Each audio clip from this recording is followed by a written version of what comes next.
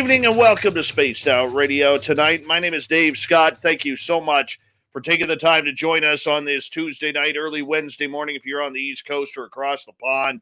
We really do appreciate earning your listening ears, and we've got a great topic tonight.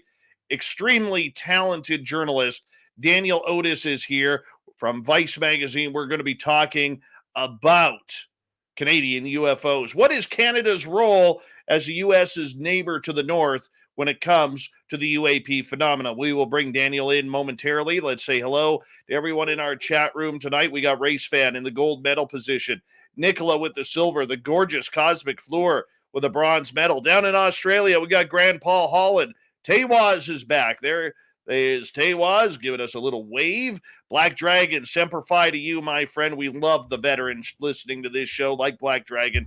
Thank you so much for your service. Luscious Jules, how are you? Good to see you. Mennonite Abe, thanks for coming on in. By the way, Mennonite Abe will be signing autographs after the show. Line up to the left of the studio, if you don't mind, to the left of the studio. Ed Clater, what's going on? How you been doing? And good to have you back. Anonymous Rex, yes, I want to hear your story about the Tic Tac. Let me know about that one, dude. We'll hook up on that one. Renegade One, how are you? Thanks for coming on in. As we continue on, Chewbacca, good to see you. Paradox Fossils, happy birthday to our good friend Commonwealth Andrew over in London, England. We love you, man. Thank you for waking up early for us each and every day. Chris Moe in Austria, good to see you. Mama Susan is here. She'll be signing autographs after the show as well. Line up to the right of the studio for Mama Susan. All right, continuing on here. We have Downshift. Good to see you. And who else do we got here? Todd Purdon, nice to have you here. My man Millennium, what's happening, brother? Smithy, what's going on?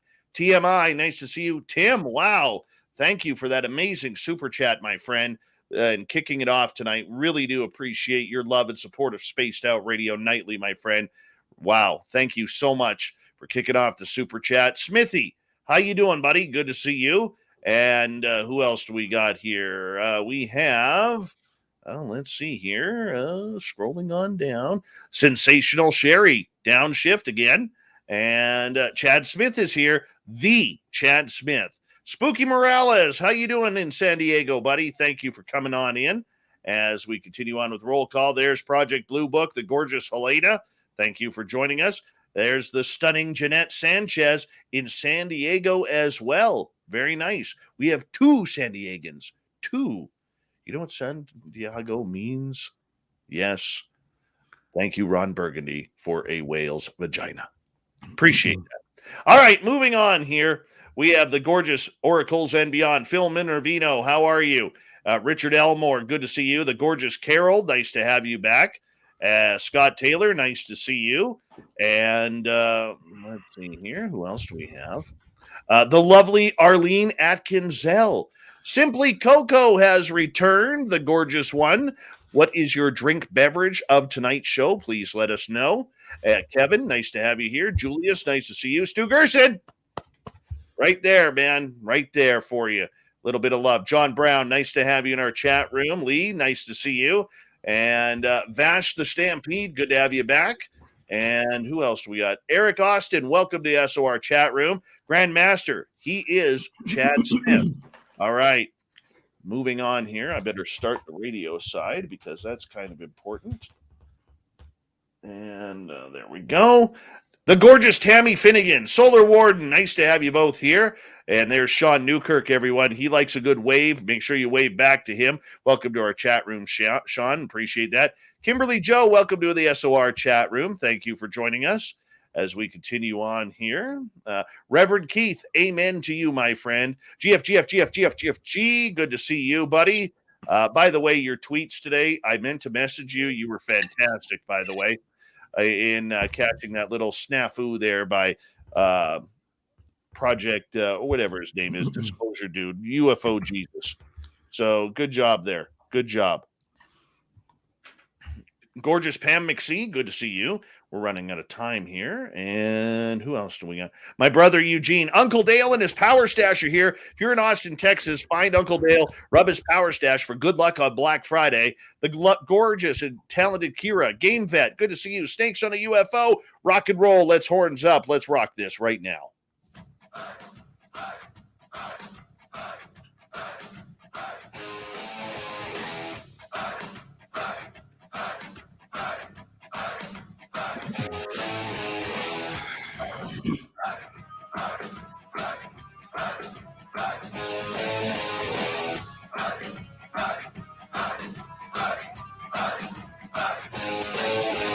From the mountains of central British Columbia to you listening around the world, this, my friends, is Spaced Out Radio. I am your host, Dave Scott, sitting in the captain's chair of SOR headquarters. We welcome you to tonight's show on our terrestrial affiliates around North America, digitally on TalkStream Live, Revolution Radio, and KPNL. All of our archives are free. Join us at youtube.com/Spaced Out Radio. Do old Davey the favor, hit that subscribe button. You can follow us on Twitter at Spaced Out Radio and on Instagram, Spaced Out Radio Show. Our website is spacedoutradio.com, where we have a plethora of features for you, including rocking out to Bumblefoot, reading up on Shirky Poo's Newswire, and check out our swag as well. Tonight's show is brought to you by Chive Charities. Help make the world 10% happier by visiting Chive Charities today. You can find them on our website. Tonight, we take a look into something that is very personal to me, and that is Canada's role in ufology. What has Canada been hiding? What are they hiding for their American neighbors to the south? Why have they been so quiet when it comes to the UAP story? I almost said UFO there. I could have, because it's still the right term to use, but we'll use UAP in that sense. Tonight, from Vice magazine and Vice Online, contributing journalist Daniel Otis is with us. He is one of the real smart guys who has really taken this story by really the nuts and bolts of everything on what's happening in Canada. Why? Because no other journalist in Canada, outside of myself, is actually doing this. This is an important story. This is a story that affects Canadians, Americans, and everybody on this planet. But why has Canada been silent? And we're going to find out from Daniel tonight as we have him for the first 90 minutes of this show. Then John Hudson from the Unbiased UFO Report is going to join us for the remainder of tonight's show. And we're going to have a great time. Daniel Otis, thank you so much for coming on Spaced Out Radio tonight. You and I have been talking for a number of months here, but this is the first time we're able to hook up on the show. I apologize for keeping you up late, but I'm glad you're here, my friend. Thank you so much for having me. It's a pleasure.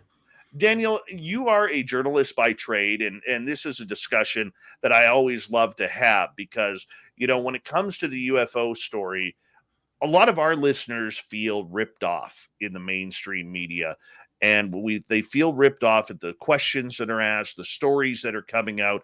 Everything seems so narrative in the way it's going. For you, as a journalist who's decided to cover this story, what made you step into this realm, man? I mean, this is a dangerous realm for any freelance or mainstream journalist to take on. I think like with any story I've ever really taken a dive into, it starts with personal curiosity. I'd been aware of like the New York Times coverage from 2017, but the real spark for me was in April 2020 when the Pentagon confirmed the veracity of the 3 UFO videos that were published in the New York Times story. And I'm going to say UFO because that's the term that's used in the official Canadian documentation. So it was that, you know, seeing that official confirmation that these were, you know, real videos of unknown objects sort of got me very interested in the topic. You know, I sort of absorbed as much as I could, read what I could, watched what I could. And then I started digging for Canadian data, you know, by digging through public records and filing access to information requests. Canadian data started coming in. And when I, you know, started Googling and searching some of the stuff I was finding and realizing that none of it had seen the light of day, you know, it just seemed obvious to me that this was a journalistic path I had to take. You know, for this story to come out in Canada, the news outlets have been running this, whether it's Global National, CTV, CBC, or papers like the Globe and Mail, the Toronto Star, and many other big name tabloids that are out there. But the one thing that always kind of grabbed me and it really really brought ire to my thinking, man, was it was all from an American angle. We never had any journalists in Canada asking the Canadian side of this story. I think it was bad journalism, maybe bad editing. I don't know what the story is. Why do you think that Canadian journalists have been willing to cover this story, but not from a Canadian angle? Well, I think, once the topic is validated in American outlets that are reputable, like the New York Times, CNN, etc., I think it sort of allowed Canadian editors to say, okay, this is an authentic story. But you're right, for the most part, with a few exceptions, but for the most part, Canadian media outlets aren't touching Canadian data, which is unfortunate because there's a great deal of it, official reports from professional pilots, official reports from members of the Canadian forces, entire Air Force and Canadian NORAD procedures on what to do with UFOs.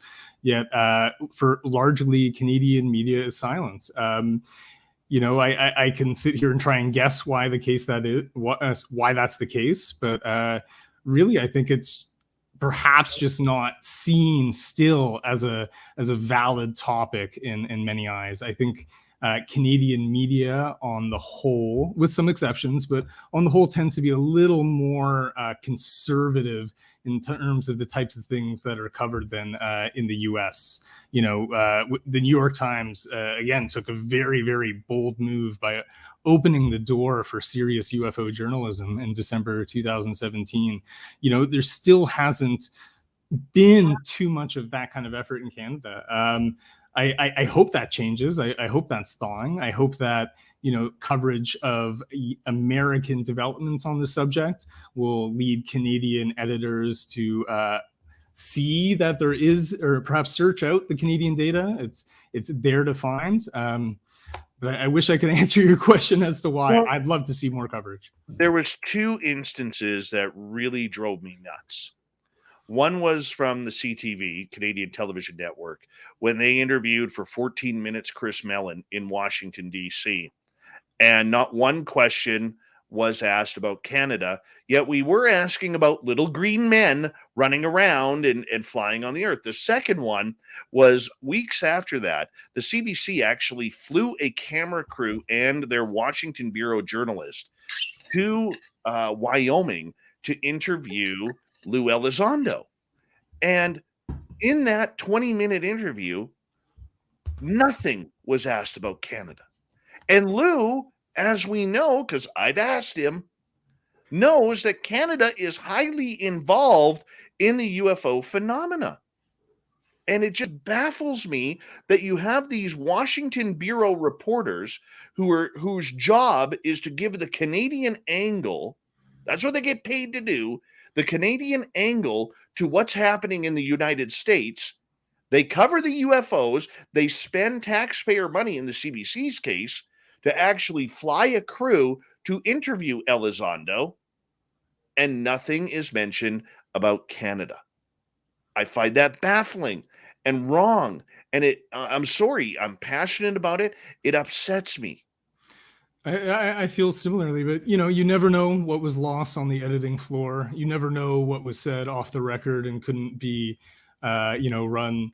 You just don't know. But like, frankly, in my eyes, I think like yours, when you look at mainstream Canadian media outlets, they're just not taking this as seriously as media outlets are in the United States. But hopefully that changes. I'm putting information out there.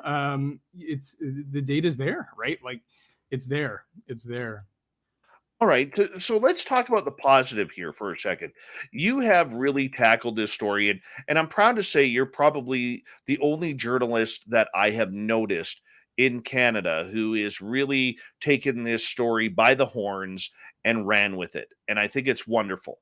And I think what you are doing is phenomenal journalism. I think you and I have talked numerous times. Let's disclose it to the public. You and I have talked numerous times. I've shared some very important people with you that we're going to keep off the record. You have done the exact same thing with me. We've developed a good working, a healthy working relationship. Even though you got your business, I have my business. They're not really cross-referencing, but the big thing is we're working on it. We're communicating together on it. And I want to bring that up for our audience so they don't think that I'm sitting here, trying to play and say something that I don't know when I may know. You know what I'm saying? But for you, grabbing this and being really the only journalist across this massive country covering this story in depth, what has been the reaction, not only from the public, but your colleagues for you taking on this story? Overwhelmingly positive, to be frank. Oh my goodness. I don't know if you can hear, there's sirens and things. I think that I can hear outside my window. There's someone on a loudspeaker telling someone to get off a roof. Oh, nice. Nice. Oh boy. Thank you. Yeah, this is downtown Toronto for all of you. Sorry, the reaction has been overwhelmingly positive. Look at this. I'm speaking to you. I've done, well over a dozen appearances on podcasts, radio, TV. There's such an appetite for new and fresh content on this subject. And I think the public is kind of starved for new information. So much of UFO media is just looking at different angles at the same sort of incidents, the same sort of data again and then again and again. So there's, I think, a real thirst for new information. So, when I'm putting out these stories that are based on access to information requests and the, reports from, credible observers like pilots, the journalists that I speak to, everybody's very encouraging. Very encouraging. It's been, which has made it for me, really exceptionally fulfilling. Just to see that I'm putting out these stories and that there is a reaction to all of them that, people are encouraging. It really keeps me wanting to, keep doing more. All right. What has been, though, the reaction from those people? Yes, they're liking what they're doing, but are they realizing that this phenomena is real and we need to start paying attention to it? Well, I certainly hope so. I think that's this sort of uphill battle we have in Canadian media as opposed to the United States. The sort of major media outlets in the United States, I think the editorial departments there accept as fact that something is happening and it is real. In Canada, unfortunately, when you see segments on the subject on, TV news, half the time there are references of little green men. They make it silly. It's still taboo. I still think in Canada we have work to do to convince people that, of the veracity of this topic, that it is real, that people do see things that are anomalous, and that's worthy of, a deeper look, investigation, instead of ridicule or dismissal. But what amazes me is Canada has had 4 coins now made by the Canadian Mint about UFOs. They sell out within days, and sometimes hours. And we have some incredible stories of crashes, of experiences, whether it's Shag Harbor, whether it's Falcon Lake. And yet none of these people, and journalists who I'm calling people here, even seem to understand that there is a true history of ufology in Canada. Well, and the phenomenal thing is so much of that history is available online for the public to sift through. The National Research Council of Canada was the recipient of UFO reports pretty much throughout the Cold War era. And all of their UFO archives are digitized online by Library and Archives Canada. You can go into this full database and search reports. There's thousands of them, going from the 40s or 50s up until the early 80s. And some of those reports are, from Canadian military personnel at Canadian military and NORAD bases. So, there is a history of this phenomenon in Canada. And if you want to, look back 70 years, it's there. It's publicly accessible thanks to the folks at Library and Archives Canada, which is a government institution. Changing the topic a little bit, what did you know about UFOs before you decided to delve into this? Uh, well, as a child of the '90s, of course, I was watching the X-Files and things like that. But for me, it was sort of at a level of entertainment. You know what I mean? It wasn't something I really began to take seriously, up until, some of that groundbreaking New York Times coverage. I'd even been out camping, in the desert as a much younger man, and saw something, buzzing around anomalous that was quite anomalous in its, in its movements. And I just put it off to, oh, we're near some sort of, U.S. testing ground. This was in the deserts of California. I didn't really think much of it at all until that groundbreaking. Oh, we seem to have frozen here for a second, Daniel. We'll wait for your internet there to catch up. But I mean, I like what he's saying. I New really, York Times. there you go. You kind of stalled out there for about 10 seconds or so. Where'd you lose me? Goodness, when it stalls out, I hit the panic button. Like, what did I do? What did I touch? But I couldn't be closer to the modem right now. I know the feeling. Trust me, I know the feeling. As I was saying, it was really the New York Times coverage for me, as like working as a professional journalist. I was aware of sightings. I was aware of things that were being produced on it, but unfortunately, I didn't take it seriously until really seriously until April of 2020. And interestingly enough, I was formerly a staff reporter at the Toronto Star, and which is it's a large newspaper here in Canada. And at the time when I was there was one case that came up, which will be celebrating its 5th anniversary this Sunday.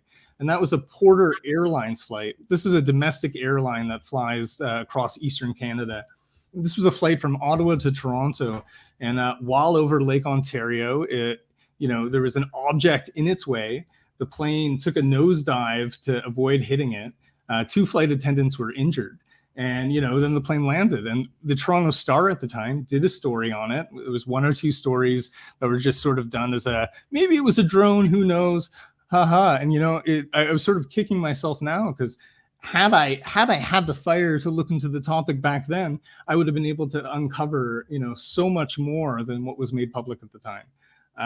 It was a very interesting case that got documented beyond most aviation cases in Canada, precisely because people were injured. But it just, it just flew right past me. And yeah, it was the New York Times. I really can't emphasize enough their groundbreaking reporting, how they opened the door for the possibility, not only the possibility of this, but also to allow, myself to even think of this as a topic to tackle, using journalistic methods. I can tell you this. I witnessed a UFO on my patio with 3 other people. And I actually called up my old radio station, and my good friend John answers the phone. And the first thing he says to me is this: "How much you been drinking, Dave? How much pot have you smoked tonight?" I'm like, "Dude, none and none. Like, all I'm asking is there people calling into the newsroom to say there's been some weird sightings in the Abbotsford and Mission area of British Columbia in the Lower Mainland?" And he's like, "Nope. Why don't you go back to partying, Dave?" And this is a friend of mine who knows that, I'm not going to call up with a BS story. I mean, we worked together for 7 years. He knows I know what a story is. But that's just the attitude that seems to go around this country, where we're not wanting to look into this. We think everybody is a bunch of crackpots who is studying this. The majority of people out there, especially in the journalistic world, don't understand the brilliancy of a lot of the scientists and researchers that are out there. And in Canada alone, when you think of Grant Cameron, Chris Rutkowski, Victor Vigiani, and many others, Ryan Stacy as well. That's a good new up and comer there, even though, if I know Ryan's probably listening to this, so I will probably, get him to smirk when I say that, I mean, the guy hasn't shaved in about 3 years and he still looks freshly cut. It's terrible. I don't like people like that. They're untrustworthy to me. I'm kidding, Ryan. I'm kidding. But I mean, you know who I'm talking about. There's a lot of smart people, going all the way back to Wilbur Smith, who have been covering this topic, and in the darkness almost across this country. Yeah, and it has been darkness, and I think when I started diving into this topic and trying to pull Canadian data officially from the military and transportation agencies, when I saw that none of this had penetrated mainstream media, I frankly was shocked, because a lot of the case data I was pulling, I'm pulling material mostly over the past 20 years. As I mentioned, all that historical Cold War data was there. And you asked me how sort of my peers, my journalism peers, they're very encouraging now. But in the early days when I began, a lot of people thought I was a little bit nuts. But when I started showing them things like, intelligence reports from the Air Force about, pilots seeing things over Canada, then once there was that sort of tangible official documentation, like to back up this stuff, then I noticed people's perspectives starting to change. And I think that's one thing. My reporting is really focused on official procedures and reports from what we would call, I guess, the most credible observers, police officers, military personnel, professional aviators, people who really have nothing to gain by filing official reports. Actually, people who probably only have, things to lose by filing reports in terms of, stigma and ridicule in the workplace. And the reason I focus on those reports is because I think in the minds of people who haven't really delved into this topic, that, these are sort of trustworthy, uniformed people who would have no reason to make any of this up. So that's sort of been my approach. And there's so much more. I know your show talks about delves into experiencers and things like that. We can't even begin to get into that in mainstream Canadian media. I think the main thing, the main mission right now is to convince people across the country that this is a real topic worthy of a serious look. It would be really nice once we get there. It'll be exciting to see what other kinds of stories we can tell. Yeah, for sure. And, we only got about 45 seconds, Dan, and we got a full hour left with you tonight. And I wish we had longer, but I will make it up and we will do a longer show at a later date, because I am looking at on our YouTube channel adding a Thursday afternoon show, which will be a little bit of a longer format. But we got a lot to cover. When we come back, Dan, you stirred up a little bit of controversy about Chris Rutkowski, not about the man, but about the information that he was getting. I thought this was a very telling story, and my sources in Ottawa stated that they were quite concerned about the story you wrote about that. We're going to talk about this with Daniel Otis, contributing journalist with Vice Magazine, here on Spaced Out Radio. Canada's role in ufology. Where is it? Where does it stand? We're going to jam a bunch of information into your heads over the next 60 minutes with Daniel Otis, and then John Hudson will join us for the next hour. After that, talking UFOs. We'll be back with more Spaced Out Radio here on the Mighty SOR. Stay tuned.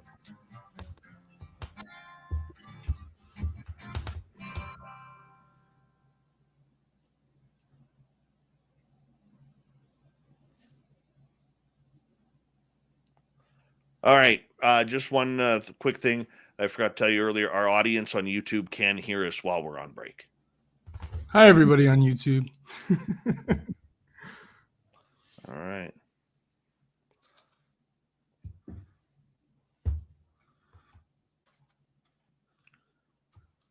Give me 1 second. Yeah. All right, there we go. All right. Hello, gorgeous Purpose and Grace. Good to have you back.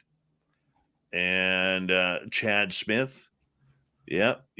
Just so you know, Chad, we need to make some Chad Smith t-shirts. More of them. We need to. It's just the way it is. We need to make those. More people need Chad Smith in their life. Jesse Peak, how you doing, man? Good to have you back. Oh, they got the guy off the roof yet, or what? Let me peek out the window here. Yeah, the sirens aren't flashing anymore. Maybe they did. That wouldn't be Toronto Maple Leaf blue on the walls, would it? We were going for sort of like a chill Greek vibe in our living room here. Very nice. Very nice. Rock the Gaspar, what is up? There he is. Rock the Gaspar, right there.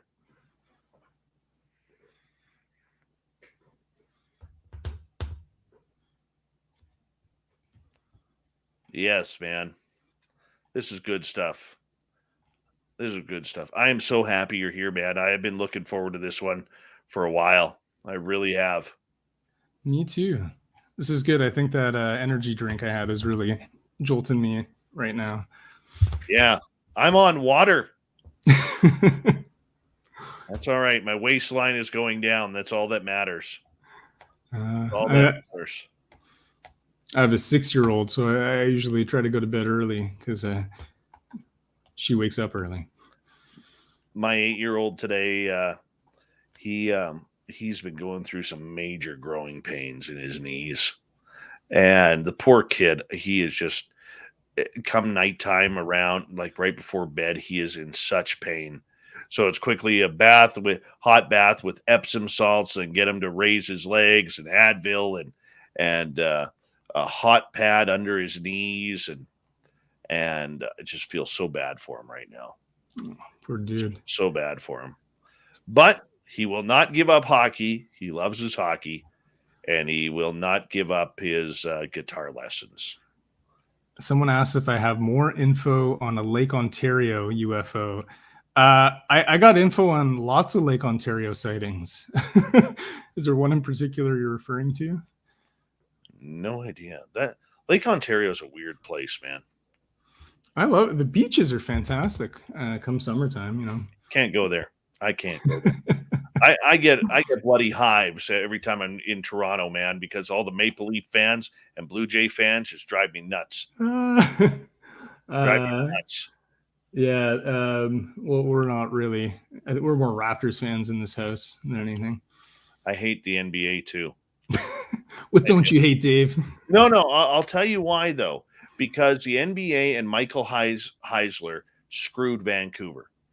Michael Heisley. Oh, yeah. They screwed Vancouver big time. And when that asshole Heisley came out on the court after buying the team to keep it in Vancouver and started singing the Canadian national anthem, and then 2 weeks later announced he was moving the fucking team, okay, I figured, you know what? Screw you, NBA, and screw you, Michael Heisley. And I've never watched a game of the NBA since. That's 20 years now. 20 years. Wow. Oh, it was pretty exciting here when the Raptors were winning. Yeah. G West. See the Porter plane. Yeah, I've found a bit on that, and that's going to be included in the story that's coming out that I'm working on right now. Yeah. All right, Body Technician. Good morning to you, and B. Welcome back to the show.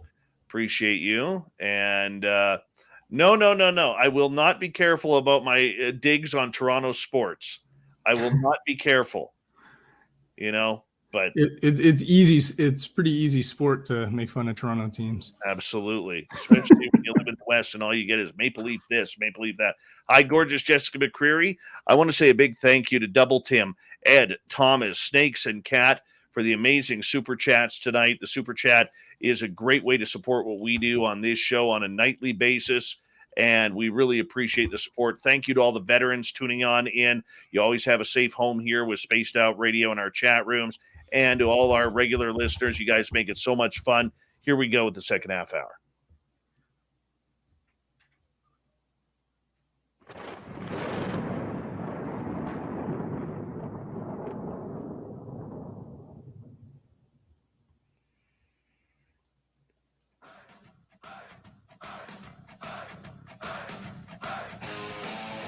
Second half hour of Spaced Out Radio is underway. My name is Dave Scott. Thank you so much for taking the time to join us. We really do appreciate it. Want to remind you that if you missed portions of this show or others, check out our free archives by going to youtube.com/Spaced Out Radio. Do me the favor, hit that subscribe button. Our website is spacedoutradio.com, where we have a plethora of features for you, including rocking out to Bumblefoot, reading Shirky Poo's Newswire, and checking out our swag as well. Follow us on Twitter at Spaced Out Radio, Instagram at Spaced Out Radio Show, and our new channel on TikTok. We haven't got any videos yet. That's coming soon. I got to make sure my mug looks okay for that. And it is at Spaced Out Radio.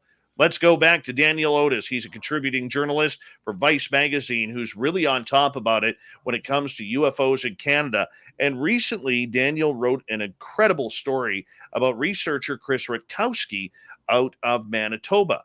And the fascinating, and I would say the detrimental part about this was that the Canadian military has been handing Chris Rutkowski UFO reports. Well, some people who have filed Freedom of Information requests for that same information have been denied. And Daniel, how did you get this story? It was a bit of a long process. So I guess I started looking into this angle probably a good 3 or so months before the story was published. How I first started asking questions on this was I had been asking Canada's Department of Defense numerous questions about their handling of specific reports. And in one or two instances, they told me, they referred me to Chris Rutkowski for more information. And I asked why, and they said, well, this report was sent to him. Like they told me explicitly.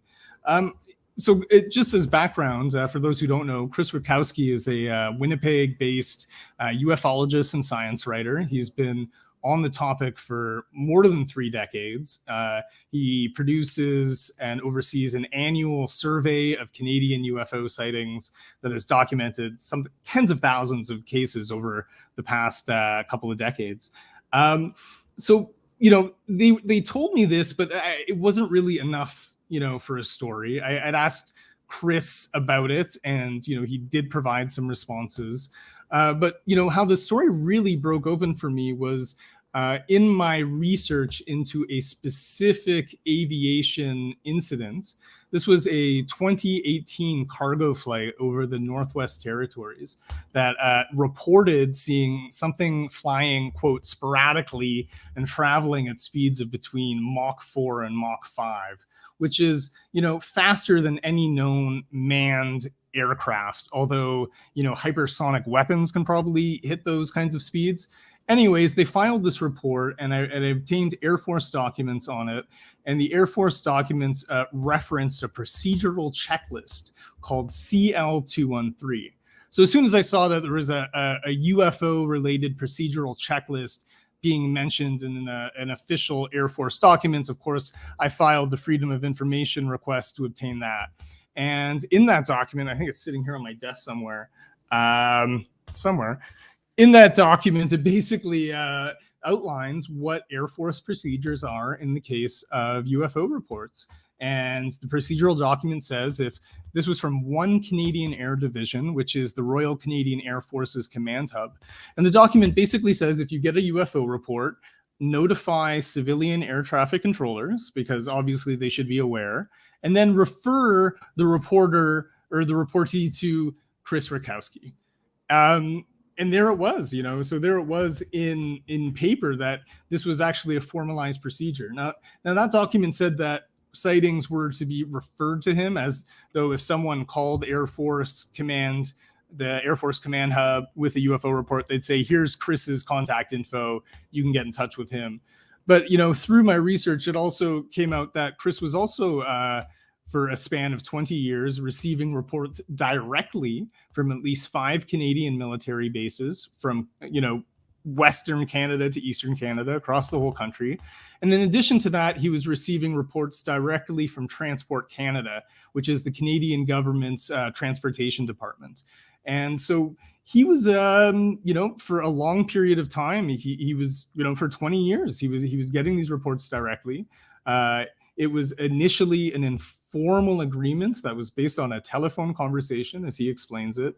And he said he received them up until this year, and that this year it stopped once this whole story, the UAP story became, much more widespread in the media. That source, he says, dried up a bit for him, which is unfortunate. It's such a weird situation, because I think it's if Chris hadn't made this arrangement to receive these documents, they could potentially have been hidden from the Canadian public forever.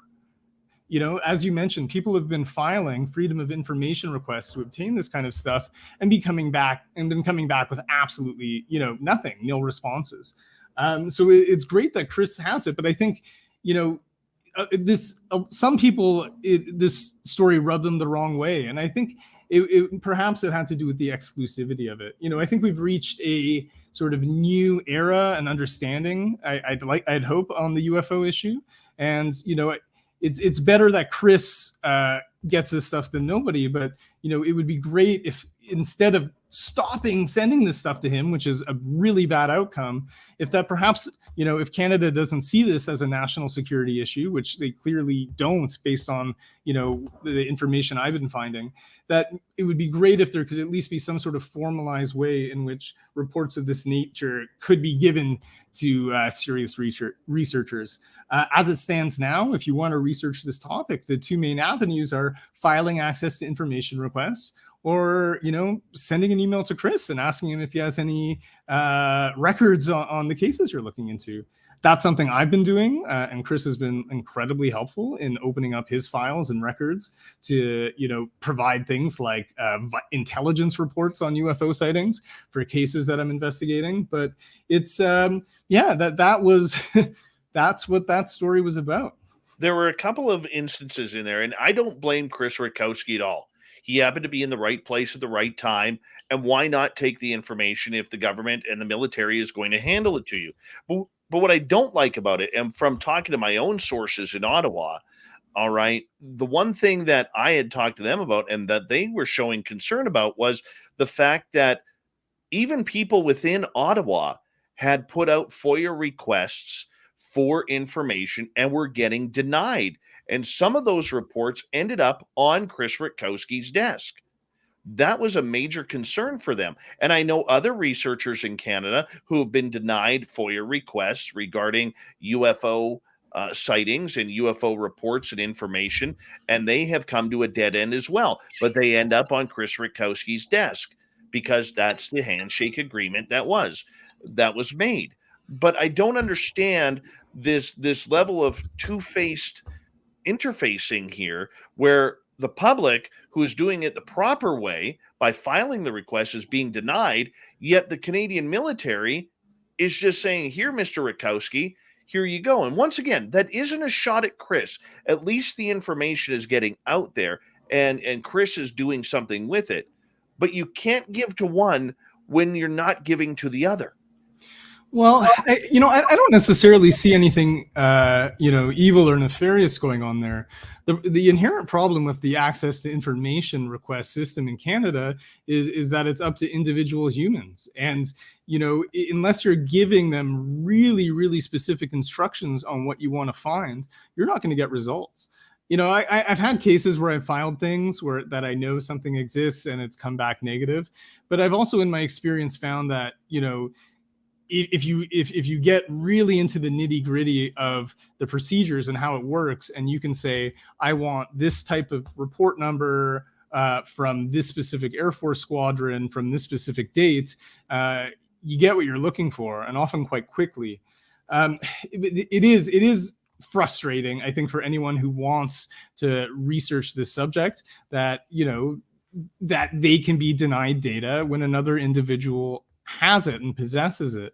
The way it stands now, my advice is, reach out. I've reached out, and Chris has indicated that he's, happy to discuss the matter with serious researchers on the topic. And I have a lot of respect for him and his long-standing work. When he got into this, 30 years ago, this wasn't the sort of the topic didn't have the same degree of widespread acceptance as it does now, I believe. And he was openly tackling a taboo topic in a serious academic manner. And when the government decided it no longer wanted to collect these reports themselves, he was in the right place at the right time, and it was well deserved. How do we move forward? What happens now? I frankly don't know.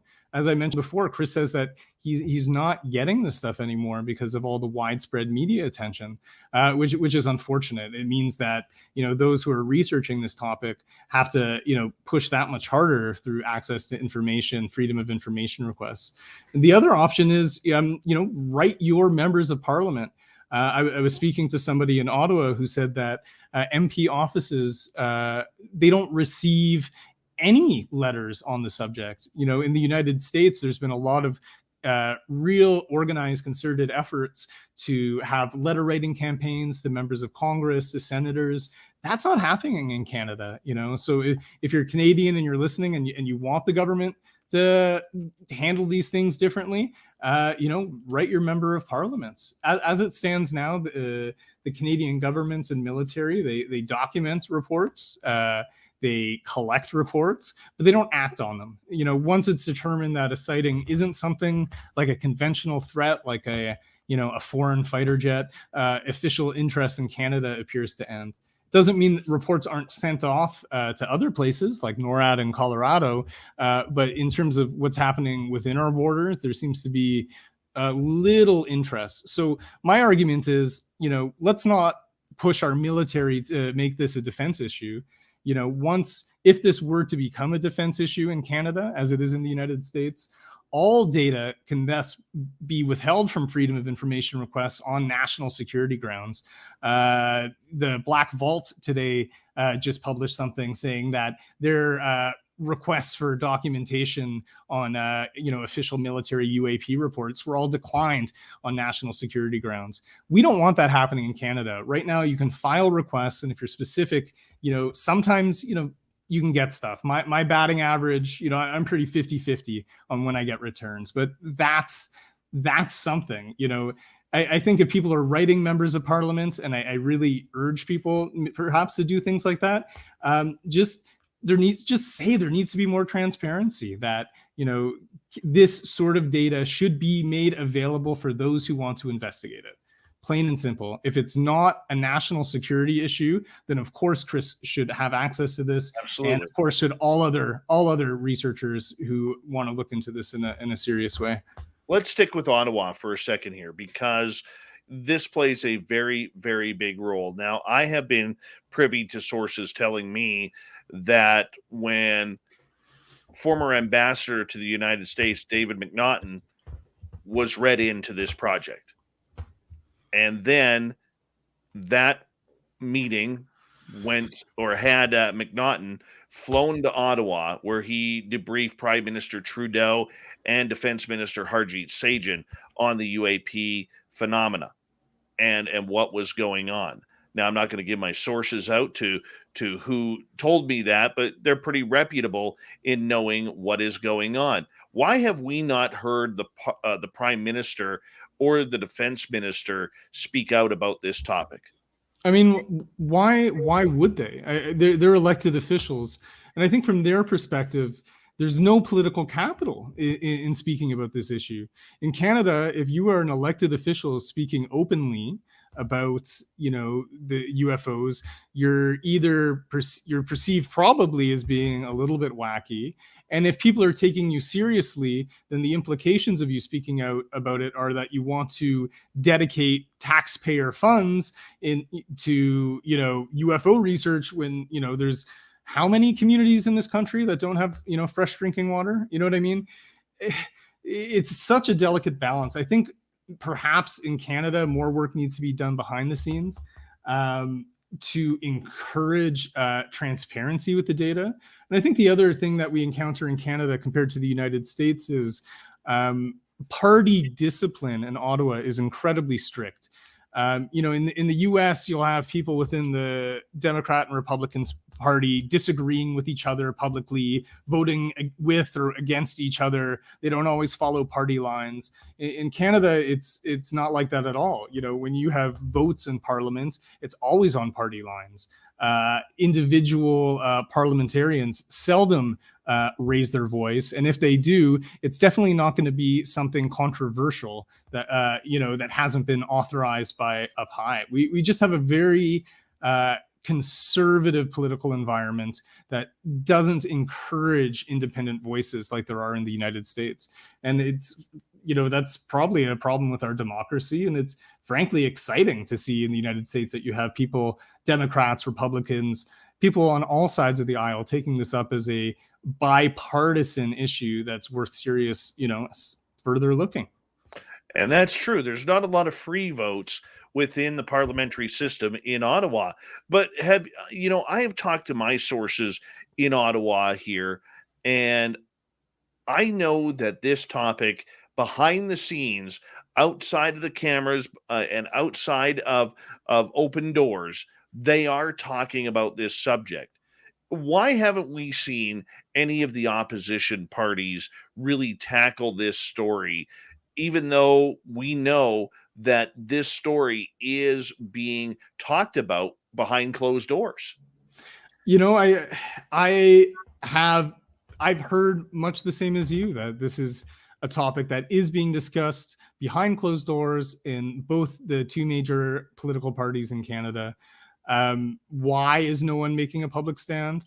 I think it really goes back to what I was saying earlier about just nobody wanting to jump outside of party lines. I think the only way you could see a politician in Canada coming out publicly is if, one, they received authorization from their leader, or two, they were a total maverick who just, didn't care what the leader thought about them. And outside of that, I'm not sure you're going to see anyone stand up. But, hopefully that'll change. I think, shows like yours, continued coverage like mine, all the other good work that's being done out there on the subject is helping. And the fact that at the very least, American data is making its way into mainstream Canadian news, at least that's helpful in raising awareness and, getting people in Ottawa to be interested.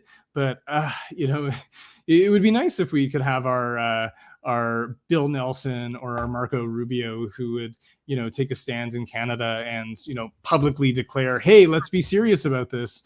It would be very welcome. But I don't know. I don't see that happening anytime incredibly soon, but it's something I'm working on hopefully making happen as well. Yeah, me too. And the funny part about it is, I think it's kind of ignorant that the opposition parties haven't brought it up. I even brought that up to my sources, especially after in the House of Lords over in the United Kingdom, there was a 2-hour debate about UAPs after the American DNI report came out. And I said to my sources in Ottawa, I said, you had a perfect opportunity in question period to sneak in a question or two about this topic, and you guys chickened out. You chickened out. Britain had just done it. The Americans had just done it, and you chickened out. I said, you dropped the ball as per usual. And I said, I said, and my source agreed with me. My source agreed with me that they probably couldn't have done it. But once again, it goes right back to what you were saying, Daniel, that if the big man on campus, which is the party leader, doesn't give the thumbs up to it, it doesn't happen. And if you look at all three parties, they all have people with military backgrounds in very high up positions. Yeah, they do. I don't know. I don't have a strong opinion on whether or not that was a missed opportunity. I mean, from their perspective as well, this was an election year in Canada.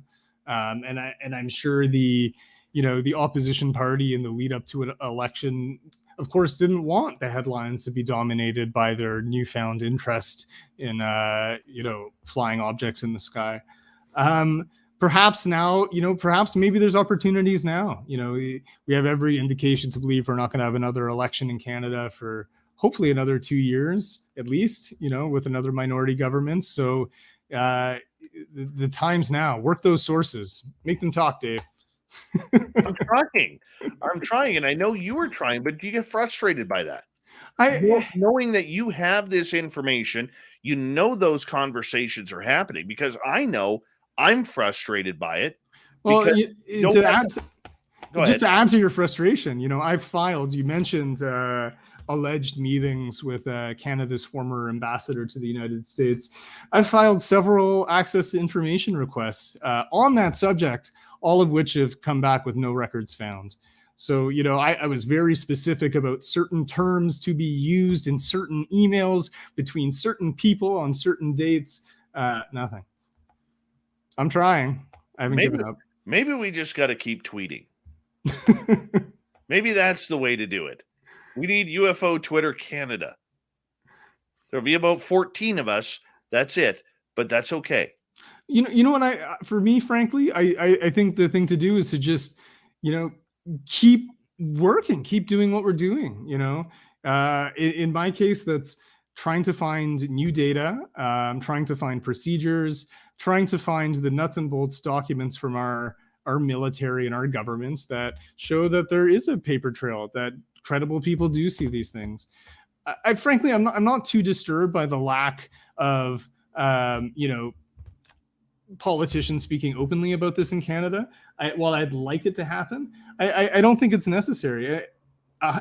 Because I'm also afraid that the dominant narrative in this subject is the so-called threat narrative, that this phenomenon should be treated as a potential threat. And the Canadian Air Force has clearly decided that that's not the case for them, or at least in most cases. If they change their mind and treat all instances of UAP as potential threats, then suddenly people who actually want to research the subject in Canada are going to have the access to information door closed in their face. So, getting more political involvement and getting more involvements in Ottawa is potentially a double-edged sword for research. If our military starts behaving like the Pentagon, suddenly citizens and civilians who are interested in the topic are going to be completely shut out from being able to obtain any official data. So it's like we have to tread lightly. Yes, I want politicians in Canada to speak out, and also I'm like, if they do, there's some pretty bad implications for those who really want to dig into this topic. We got about 45 seconds to go, and we may have to carry this one over to the next break. But at any point, have you or your sources been told that the reason why Canada has been so silent is a directive from the United States and their role with NORAD? I've never heard anything to that effect. No. Are you have surprised? You? No. No, I wish I had, because that's a big question that I do have, is what is the pull on NORAD? And that's a big one for us. Well, there's, every indication that Canada sends reports to NORAD in Colorado.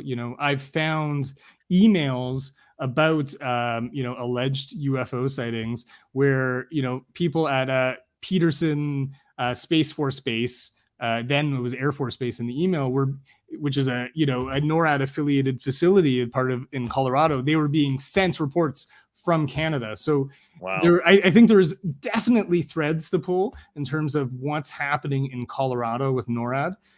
For those who don't know, NORAD is the Joint Canada-U.S. Air Defense Pact. And let's hold on right there. We only have Daniel Otis for another 30 minutes here on Spaced Out Radio. Great interview so far. UFOs in Canada. What's happening? What's the big news? Where's it going? We'll find out more with Daniel right after the break in hour 2.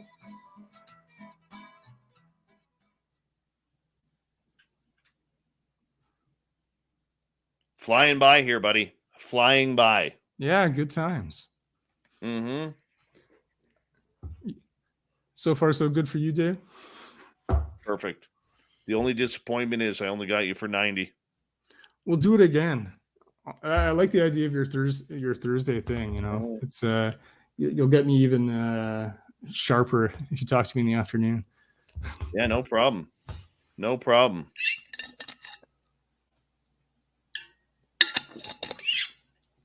Hey, want to hear something crazy? Love to. Did you see the story I did on the the Department of Defense flight that was on its way to pick up people in Afghanistan that saw some sort of green glowing object? No, I missed that.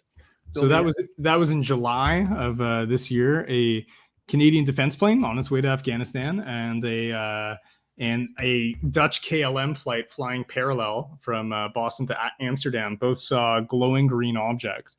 So this report was made public in Transport Canada's aviation incident database, and they took it down. It was up for like a month, and then they took it down. I asked them, "Hey, what's going on here?" They say they're editing it.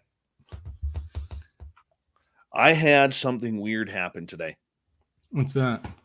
So I was at my daytime job.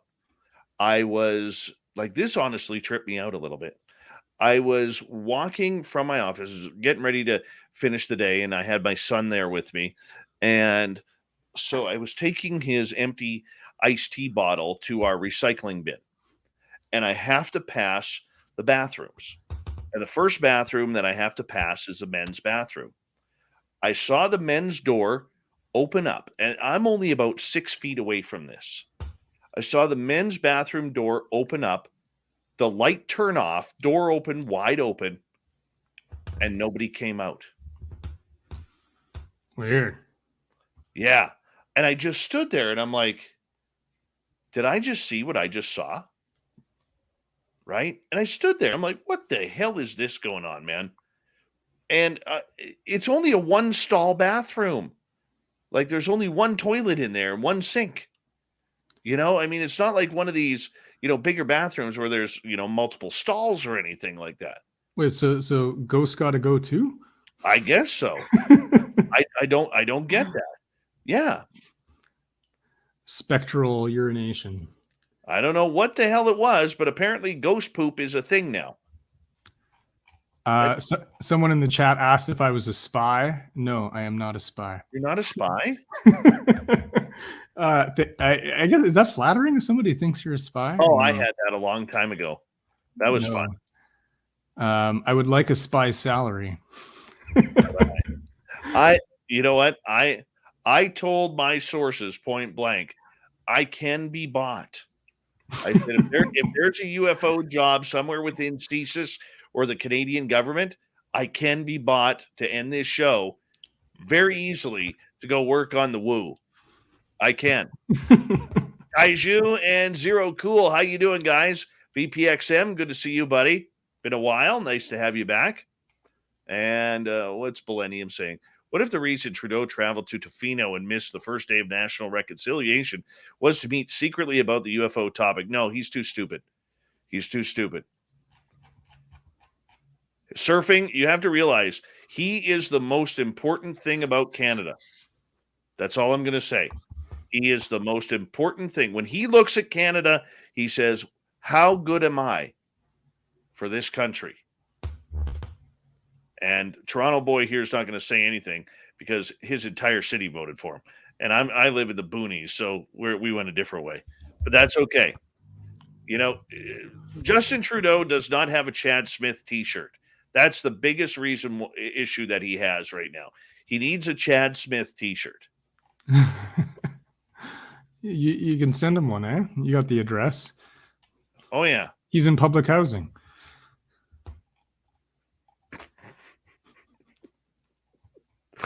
Technically, he is in public housing. Oh, my God. I was talking to one of my Toronto buddies. I was giving him a shot. I'm like, you vote for him. You voted for him. And he's like, dude, I didn't vote for anybody. What were the choices? Slim, none, or zero? Yeah. I've politically in elections, I've dabbled a little all over the place. For me, it's usually who is the candidate in my riding, who's the person I respect the most, who's the person that's going to get stuff done, who is the person with the most integrity. And I've found that's been different people from different parties as the years have gone by. I think we need a Chad Smith T-shirt of him jumping the shark, much like Fonzie. That's what we need. Chad Smith versus the shark. We got about 1 minute, Dan. All good. I'm scrolling through the comments. Anything else? What do I think it all is? I think it's probably 1,000 different things. Yeah. Most ordinary, maybe some not. Hi, Noble Patrick. Good to see you.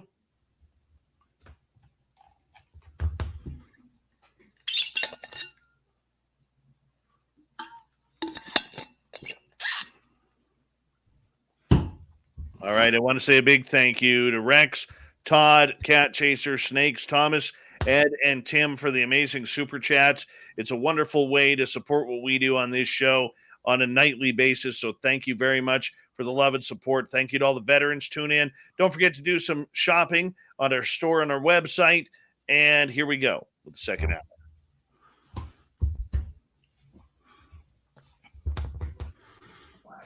You're listening to Spaced Out Radio with Dave Scott. Follow Dave on Twitter at Spaced Out Radio and on Facebook, Spaced Out Radio Show. Second hour of Spaced Out Radio is now underway. My name is Dave Scott. Thank you so much for taking the time to join us. We really do appreciate earning your listening ears wherever you are on this beautiful planet we call Earth.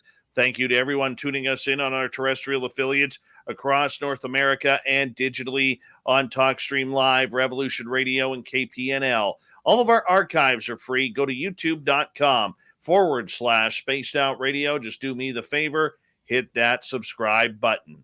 The Desert Clam has set the password for tonight in the SOR Space Travelers Club. Dapocagnius. I got that so wrong. Dapocagnius. Dapocagnius?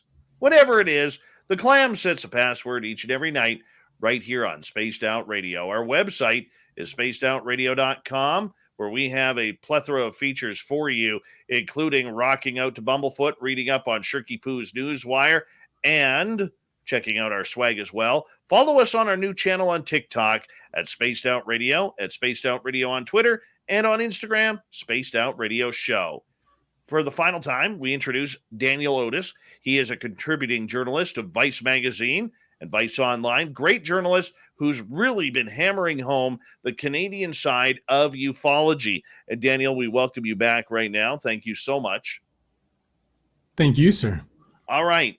We got to make a go here. We got to get a lot of information in the next 20 minutes here before we got to say goodnight to you. But I want you to tell us in regards to the sightings that people are seeing in Canada, what is being reported.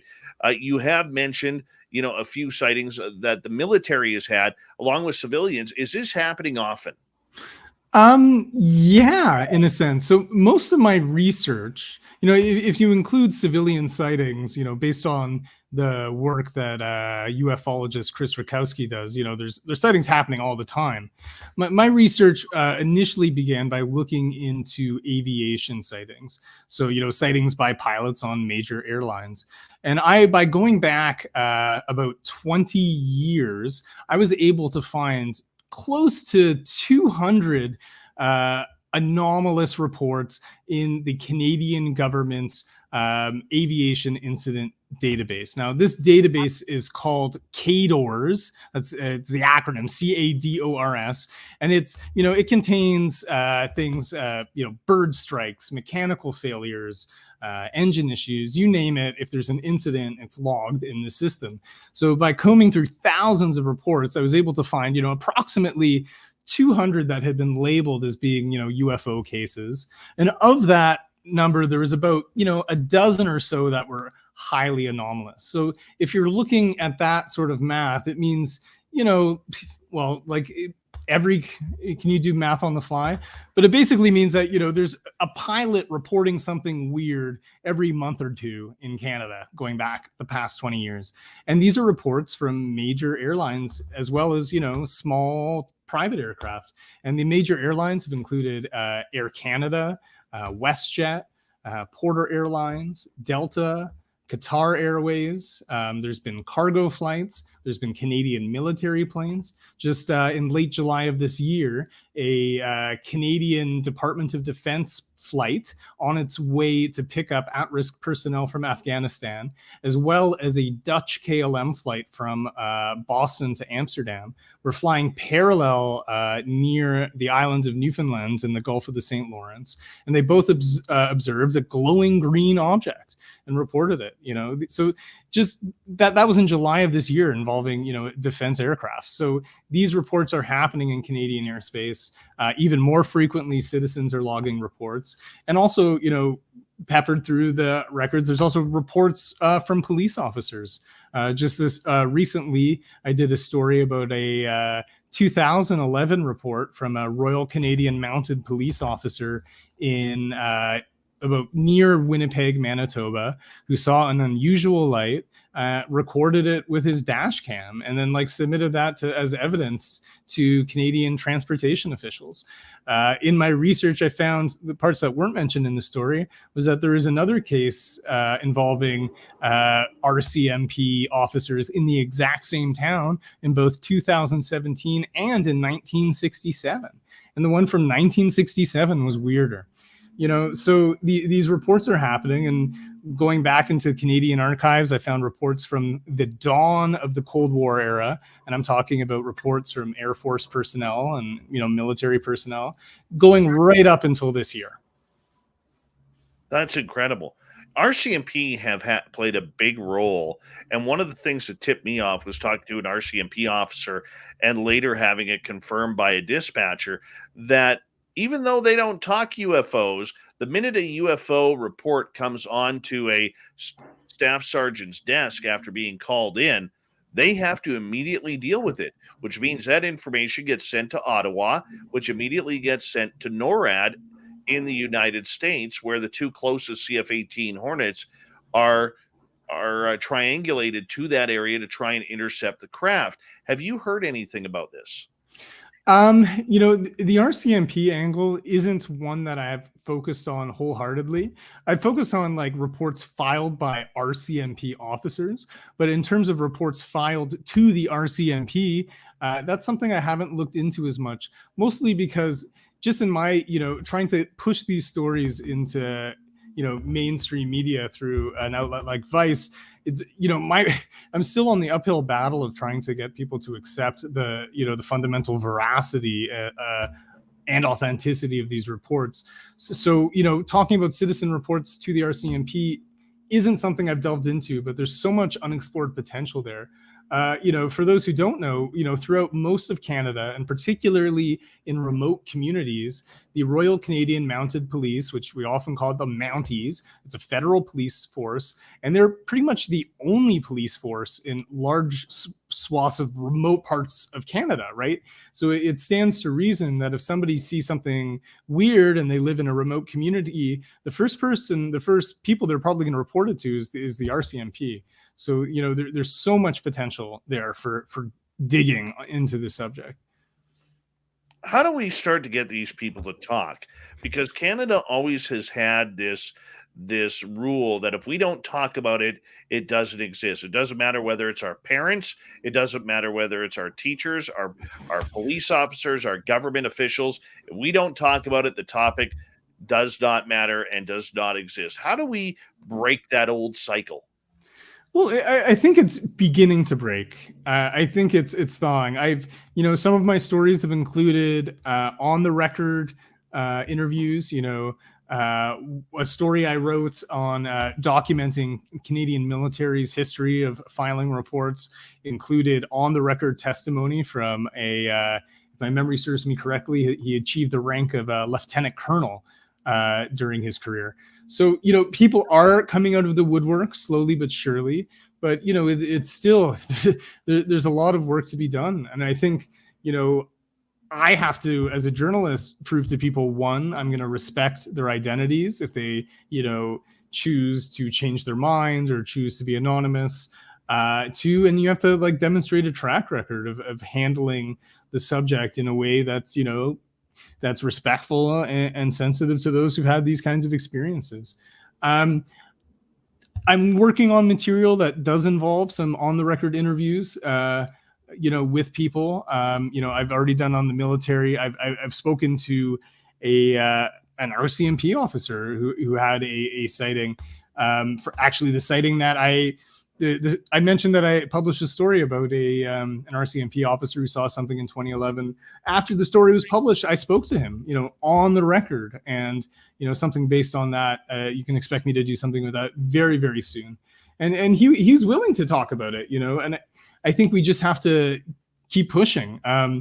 It will change. I think once there's a sort of more widespread paradigm shift whereby most people accept that this is, a real topic, then I think you're going to start to see more people coming out of the woodwork, and it's happening right now. Look at the U.S. Navy pilots who've come out and gone on the record some years after their experiences. Sometimes I think the stage is currently being set. I'm optimistic more people are going to be coming forward very soon. Well, that leads to my next question. Does Canada need its own David Fravor, the American fighter pilot who was the first one to intercept a Tic Tac? Do we need that Canadian CF-18 pilot, whether it's from 409 Squadron or 410 or 425 out of Quebec? Do we need one of them to come out and say, this is what I saw? Because that could open up the entire Pandora's box. Yeah, and I think somebody like that would really help legitimize the topic, for people in Ottawa, especially if you were hypothetically to have a Canadian military aviator who said, I was outmaneuvered by something unusual. That would be, a phenomenal story. There's, the historical record from the Cold War era, shows cases of that nature. I've heard rumors of that effect from, more modern periods involving the Canadian Air Force, but there's nothing I personally have been able to substantiate. If I ever found even the smallest scrap of evidence that something of that nature occurred, you can trust that I would run with it and do a story. But it's, does that Canadian even exist? I don't know. I've heard in the rumor mill that they do, and if they do exist, you've got my email address, or give Dave a call. But Canada would love to hear from you. Couple questions from our audience, because I want to put it out there too. If any fighter pilot in Canada, currently or previous, over the last 30, 40 years, has intercepted a UFO, give us a ring. Get a hold of us, because your story needs to be told, and we can't say enough about that. But a couple questions from our audience. One was asking, do we have a lot of UFO crash sites here? Have you heard of any? Yes, in the historical record, but again, nothing completely conclusive in my eyes. I saw that within the Canadian, I previously mentioned that there's this big government historical archive run by Library and Archives Canada of old UFO reports. And those did include some RCMP investigations of space debris, but it was inconclusive. All evidence appeared that it was pretty conventional, the sort of things you expect to fall out of the sky. Is there a Canadian Roswell? I don't know. I don't know. But if there is, I'd like to hear about it too. Does Canada have its own Area 51? Again, the big difference, one of the big differences with Canada and the United States is, our military doesn't invest as heavily into developing future technologies. We're a country that, with some exceptions, with some very notable exceptions, but by and large, advanced military equipment is, purchased from other countries like the United States. So do we have an Area 51 that has, perhaps experimental aircraft or exotic materials? Not that I know of. I've heard people refer to CFB Cold Lake, which is a base in northern Alberta. That's our big oil producing province here. I've heard people refer to that as our Area 51, and there is a record of a couple anomalous sightings from that region, but we don't have this sort of legendary sites in Canada outside, I guess, of Falcon Lake, Manitoba, which and and Shag Harbor, Nova Scotia, which both were famous cases. I think they were both from 1967. Is that right, Dave? Yes. Well, there was the one a few years ago that happened in winter just north of Lake Winnipeg, where there was an alleged UFO crash into the lake, and the military went, and this was on a reserve, and the military went racing over there, and all reports, the early reports was it was a UFO, something weird happened, and then all of a sudden nothing. The military stated that they were doing a training exercise. The people who were claiming that it was a UFO said, "Oh, it wasn't. We made a mistake." I mean, I believe this was 5-6 years ago. Well, and on a similar note, I have actually a document obtained through access to information request. This is a 2018 email. This is from the Canadian Air Force's Rescue Operations Center in Halifax. And it's an email that says that they were a concerned citizen saw something fall in the water and could neither confirm nor deny having a person on board. And then a search and rescue helicopter was sent out to do a search of the area. They conducted a search of the area with nothing seen. And the subject of the email has the words UFO sighting in it. So a citizen saw basically a UFO go into the ocean near Prince Edward Island, called 911, who notified search and rescue, the Air Force's search and rescue teams, which went to go check out what was happening out there and then saw nothing. So they do respond to things like this. That is interesting. Do you think we are keeping let me rephrase that. The Canadian military is keeping the secrets of this because of the close ties and partnership with the United States? Perhaps, I don't know. I don't want to editorialize on that. In my dealings, I actually find I've been dealing a lot with the Public Affairs Office for the Air Force in Canada, and I actually find them to be relatively transparent. If I ask them a direct question, I get a direct response from them. The same can't necessarily be said for other parts of the Canadian government, but their statement is Canada, the Canadian military, does not concern itself with UFO reports unless they represent a real or credible threat or search and rescue.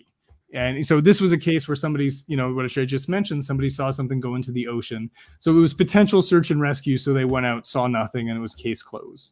And there are cases where Canadian military personnel see things that are genuinely weird. But the Air Force says, yes, we believe they saw what they saw.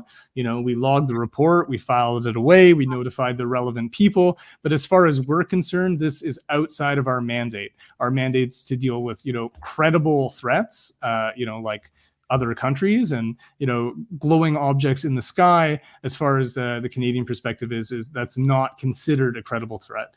And the official records, everything I've been able to uncover through, the Freedom of Information requests, the interviews I've done behind the scenes that I can never publish, everything indicates that there is no suppressed UFO program in Canada.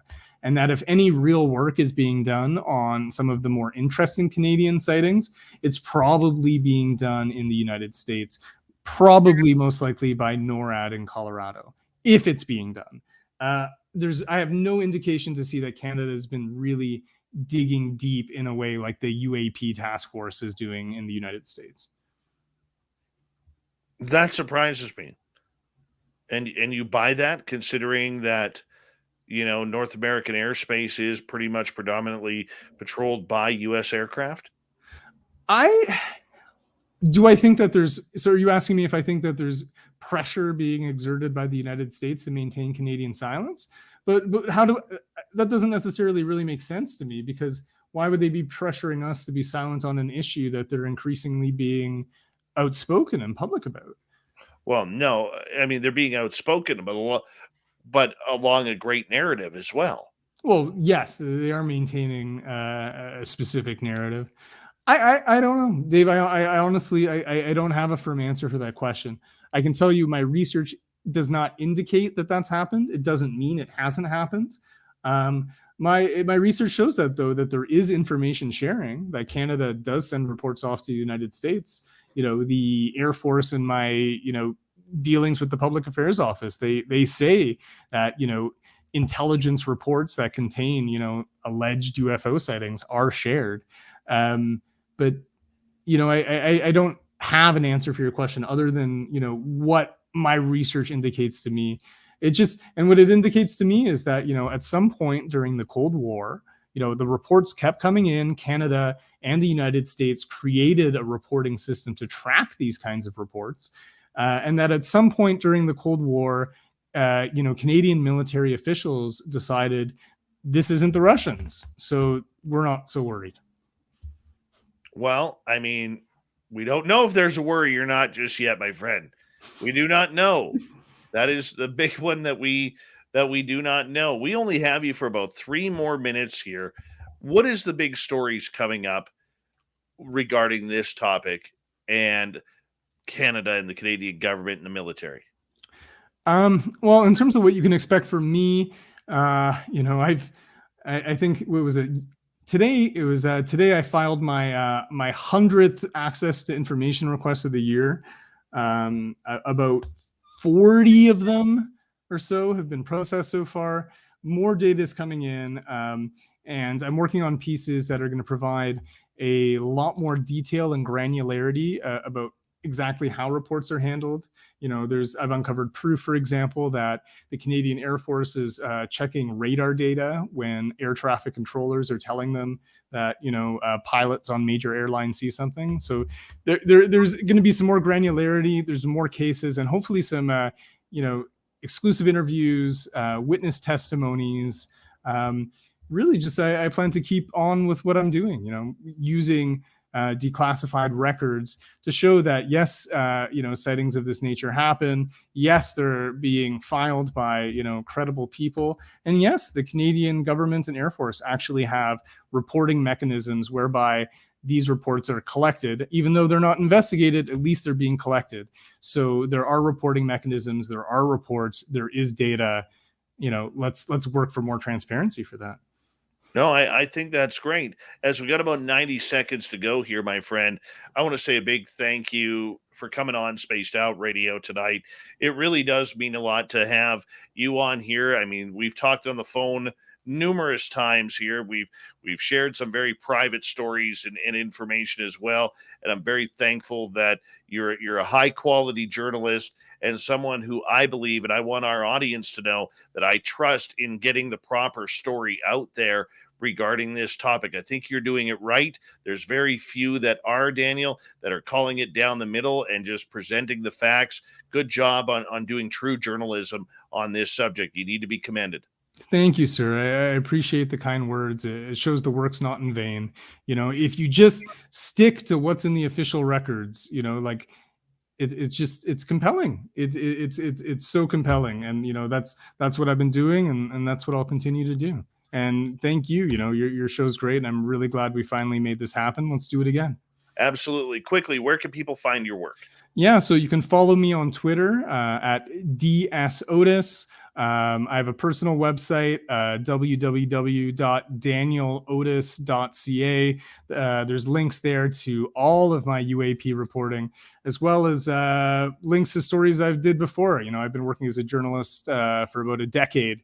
So actually, the UAP stuff, which has really gripped me, it's a small drop in my output. So if you're curious, you can find me there. And also Twitter, especially, I'm often posting documents and tidbits of information that don't make it into my stories. So it's a good place if you want to get a little more detail on some of the things I'm reporting on. All right, Daniel Otis, everybody. Coming up next, we're going to be joined by the fedora-wearing John Hudson from the Unbiased UFO Report and from the Experiencer Support Association. Ryan Stacy will join us as well as we continue the UFO talk on Spaced Out Radio next. Stay tuned.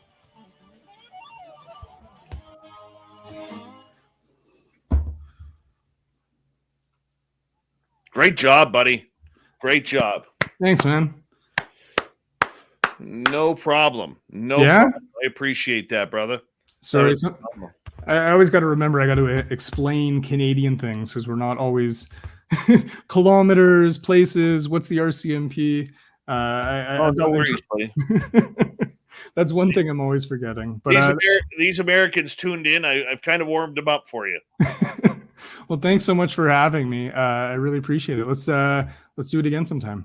We will. Promise you. Take All care. right. I'm going to bed. Take care. Good night. Good night. All right. There is John Hudson. John, we're going to bring in Ryan Stacy here from the Experiencer Support Association as well. And I think we'll have a good debate over the next hour, just about Ryan's shaving habits, which are terrible. And I'd just like to say real quick, like that guy was cool. That was a very interesting perspective. A really, really interesting perspective. I like that. A true down the middle journalistic perspective, which if we could get more Daniel Otises covering this story, we'd be better off and probably further ahead. What's funny is it's still so rare. It won't be. Someday it won't be. But today it's still so rare that when you see like this guy do it right, it looks weird. You're like, wait, I don't see that very often. Oh, that's the right way to do it. It's yeah, that was cool. Very nice.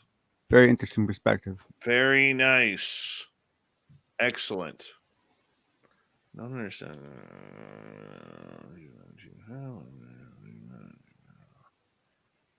No. We're good. All right. Close that out. Go like this.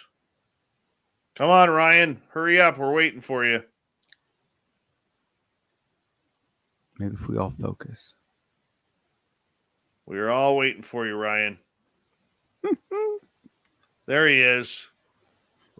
Turn some lights on. Lighting it. You're not the shadow man from Deal or No Deal. Is this some kind of competition? Turn some lights on. I can go darker. I'm trying. Hold on here.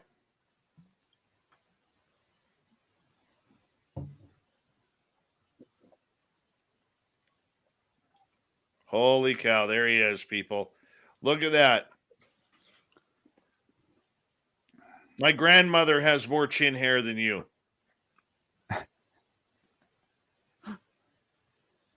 Just give me a second. Can you hear me? We can hear you. Okay, yeah, just give me a second. Hold on. You need some headphones.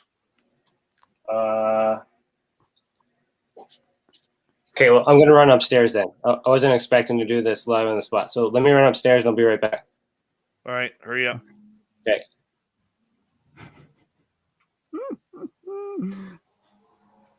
I find it interesting. There's groups of people doing YouTube that some of them primarily only do canned shows, and some of them primarily only do live shows. And when it mixes, some people get like it's just a funny different way of doing it. I saw Ryan hop into our chat room, so I messaged him like, okay. Like, hey, do you want to hop on with John and I?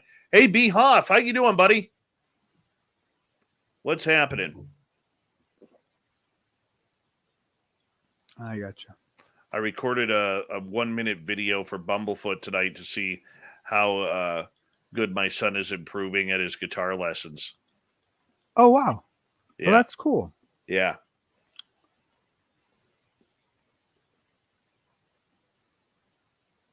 You can get a hoodie like this by going to UFOgarage.com and check out Ben and Joe's high-quality selection of clothing. Nicola, you're absolutely right. Daniel Otis is a great journalist to have on our side. Great journalist. Hey, B. Hoff, you never have to feel blue and down, man. We always got your back here, brother.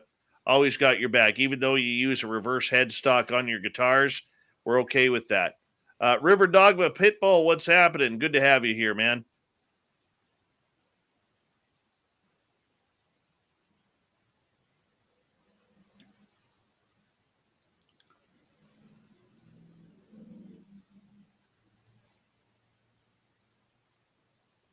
Yeah, don't forget, you get your Merle shirts and your Chad Smith shirts at spacedoutradio.com.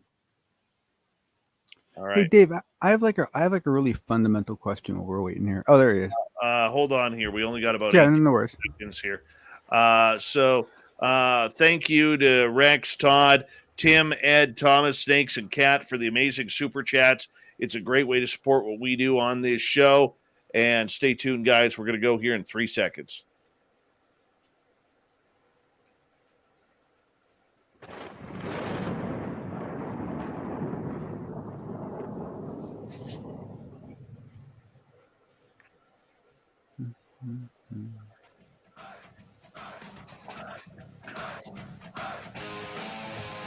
We passed the halfway point of Spaced Out Radio tonight.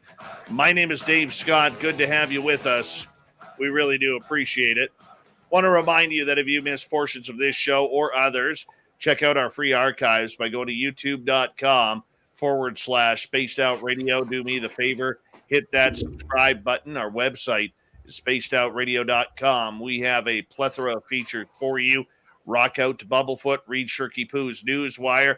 Follow us on and check out our swag as well. Follow us on Twitter at Spaced Out Radio, Instagram, Spaced Out Radio Show, and on our TikTok channel, as we're just starting to grow that at Spaced Out Radio as well. We are now joined by John Hudson from the Unbiased UFO Report and from Tessacan.org, which is the Experiencer Support Association here in Canada. Ryan Stacy, you'll notice on YouTube and Twitch that Ryan hasn't shaved in about 6 years, which is very nice. He's been growing his mustache for the last 4.5. You can barely see it, but we still love the guy around here. And thank you guys for joining us to continue this UFO talk. And Ryan, I want to start with you on this one because you are somebody who has had FOIA requests denied by the Canadian government or the Canadian military or wherever you selected them and sent them to. What was it like for you to, find out that the Canadian military was just handing over reports freely to Chris Rakowski? Well, first of all, I don't believe I've been denied. They come back saying no record found. So in order for me to determine whether or not the ones I'm asking for are the same ones that Ratowski has, would require me access to his archives.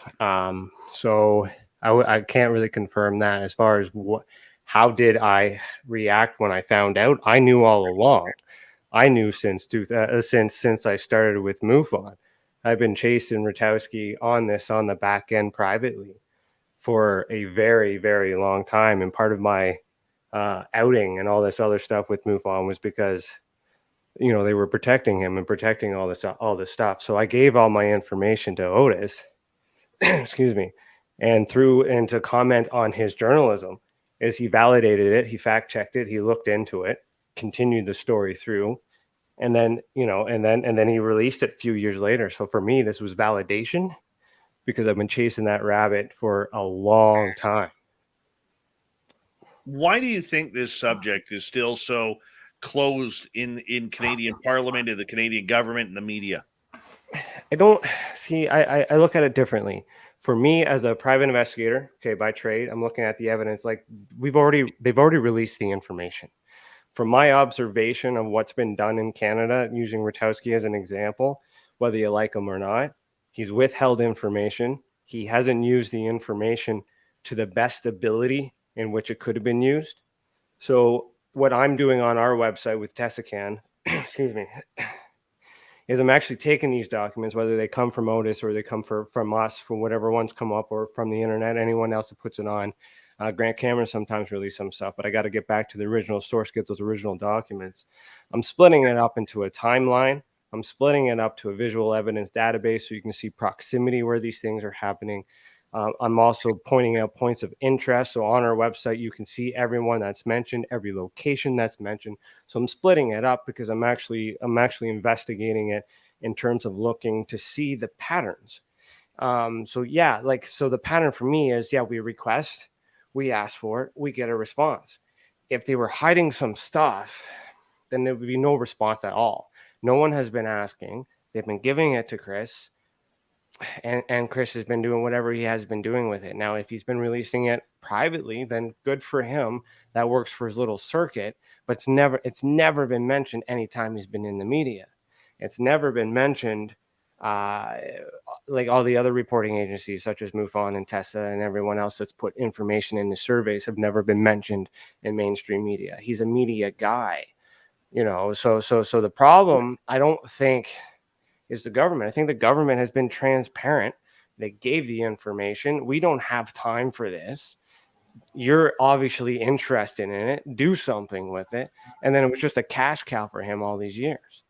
And then for me, what frustrates me is I'm playing catch up, when starting back from the beginning, and Otis is doing a tremendous amount of help because he's getting information that correlates with the stuff that I'm tracking. And I can let some of these paths go. I let him lead that perfect when it comes in, take it and get it, and add it to the database. So to me, Rutowski has always been nothing, a zero, a waste in ufology, as far as I'm concerned, based from an evidence point of view, because I'm frustrated that all that information was available and not used properly. And that's because I'm a private investigator and I look at evidence every single day. I prep for court. Like, we had so much time if this was done properly. That's kind of where I'm at. Wow. Okay, so we can officially put or take Chris Rutowski off your Christmas card list. Right? Well, as an individual, like he's a night, like not like you say too, like as the person. I mean, it's the intent, the integrity, all the things that he tried to do. I'll give him the benefit of the doubt. Maybe he tried the best that he could with what he knew and what he understood in a time period. Back in the day, he was also the only person that had the information. So he was on top of the freaking mountain, and he's been on the mountain for so long. And if anything, with that article, what Otis had done is he just leveled the playing field, because now Rutowski is sharing information. Rutowski is giving that information to Otis. Otis is bringing those stories out. That is what we need for disclosure. He's still not talking to me. He will not even though if I'm complimenting him, trying to like, hey, good job, thanks for doing these things finally after all these years, he's not going to invite me to his parties either. But that's not the point. The point is the information's now got out. It started with me. I gave the information to Otis, and then Otis broke the story. Now we're having a conversation, and that should be a team effort. Rutowski is still part of that. It's just logistically, he didn't handle it the way that, in my opinion, and in many others' opinions, of the way to do it. And then we don't know the handshake agreement. We don't know if that's even the truth. We still don't know if because he's a media guy that maybe he was supposed to cover it up. Who knows? We don't know that. But now the story's out. We don't have to be mad. We know the jig is up, and we just get the information out, and then everybody can do something with it. Because I've also confirmed, and I'll say this for the first time too, and I wasn't expecting to be on here. I was just listening.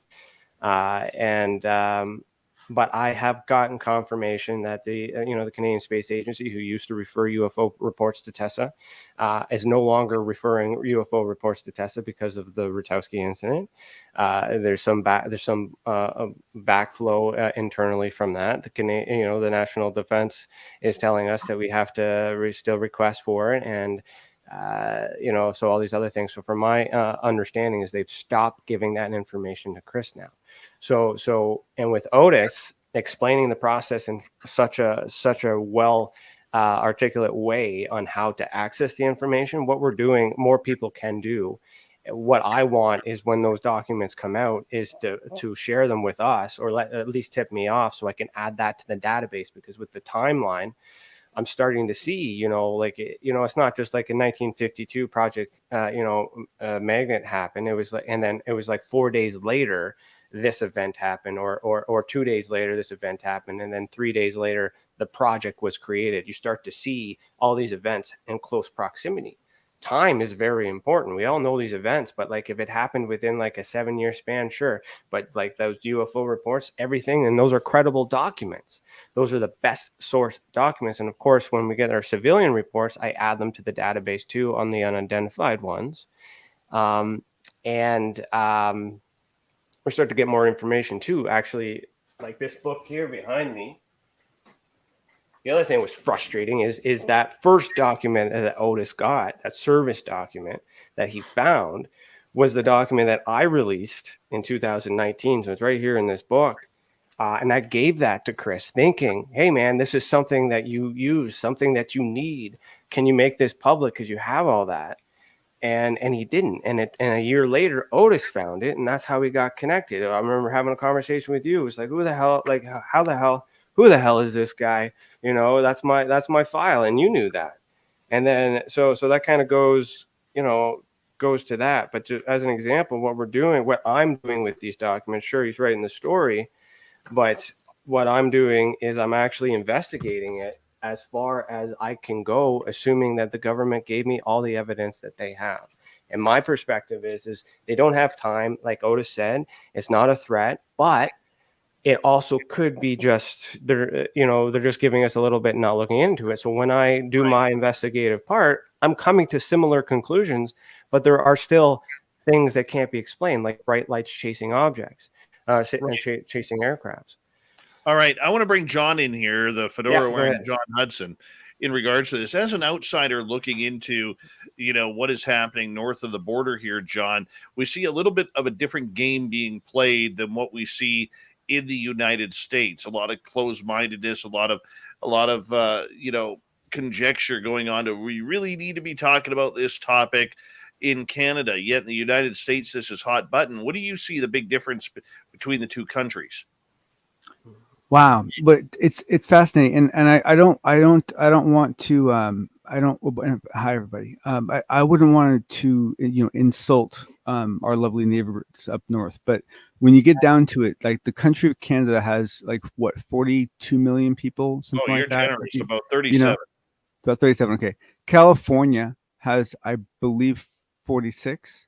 Right, just the state of California. There's not actually like a lot of people in Canada, and so I think honestly the complexity of services in a community is relational to how big the community is. And so even though you're next to a country that has a lot of these stuff implemented, it's because we have 300 million people, right? And so it's just that Canada's very spread out, and so essentially it's just kind of funny because you guys do this. It was a kind of a simple enough model that someone just said, "Oh, I'll do it," and they got the job. And you go to smaller and smaller villages in other parts of the world, and you'll see that same sort of structure happen, where it's not like a system; it's a guy. It's not a system; it's a person, right? That have those roles.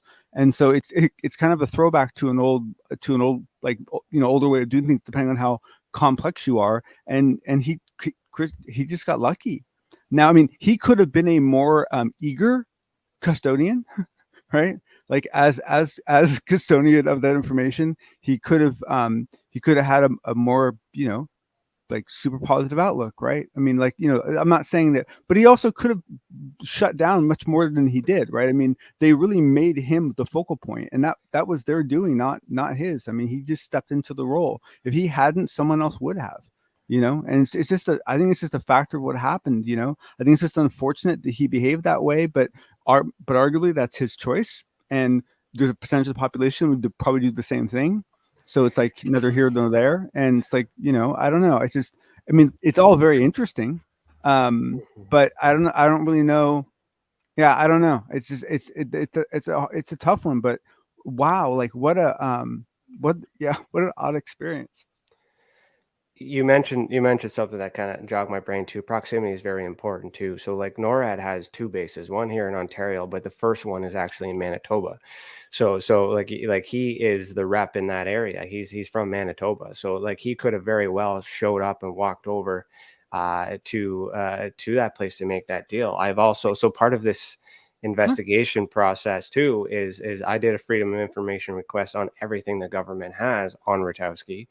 And Otis has that too, and only some of that got into, it was relevant for a story, but everything else just basically, like the explanation was this is what we're supposed to do, and all these other things too, and it's because he was at the government at a government institution. He's a media guy for the University of Manitoba. So a government entity is passing information to another government employee. So they got to look at the context. So that there is a lot of room to suggest that that handshake agreement was like, yeah, we'll give it to you, but you keep it secret. And so because his career mandates it. He's a media guy, and that's the thing is when I knew the story, I knew the story for the whole time. But the problem was he's the guy in the media, so it took me to give. Totally. Actually, Dave Scott convinced me to trust Otis to give my leads to him. And I was very hesitant on that the whole way through. And then when the story finally came out, that's when I realized, like, you know what, that guy did a good job, because he also didn't, he got me validation, but he also didn't hang Ratowski so much that he's still able to keep his job. Right. So if it was me who wrote that article, he'd be out of a job right now. So it's kind of good to have that objective, that approach, but that's still, I don't know. I'm trying to trust him. It's kind of a bummer, but it's not. It's like I don't think there was any. I don't think there was anything malicious that went on. I think just there was differences of opinions, difference of styles, and it came down to essentially a local policy thing, right? Mm-hmm. It was an agreement. He didn't do anything wrong. Who did it? Where it failed, it was the government gave it to a civilian. And Dave, you hit it on the button with your 101 there. That the problem is it belongs to all of us.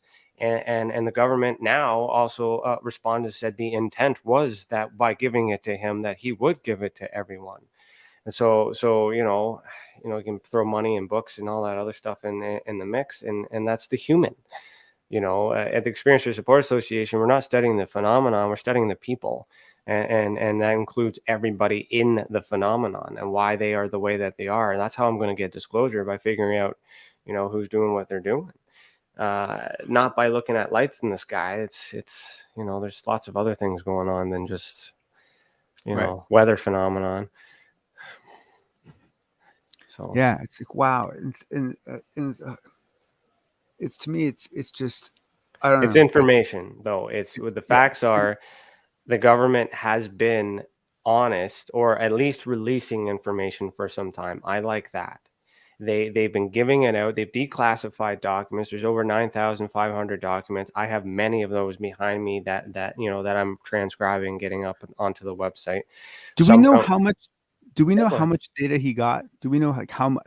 Well, no, and he's not going to release that because he's got a book coming out, and that's the other thing too. Is as soon as that book comes out, I'll be checking that book to see if that has anything to do. So here's the thing: is following those leads go, and go back to Dave's point is how do I feel about me being denied? That hasn't been confirmed yet, but when his book comes out or whenever he releases a document, I'll know that, because when I pulled his file, I have everything that they gave him. So I'm waiting to see what he releases and when he releases it, because I bet it's in that book. And if it's in that book, then we have that motive to show that why he was holding on to it, it was to make the sale. Now, whether or not that's ethical and honest and all that other stuff, I'm not here to, to me, to get the answers on behalf of the entire country as a Canadian citizen, that's wrong.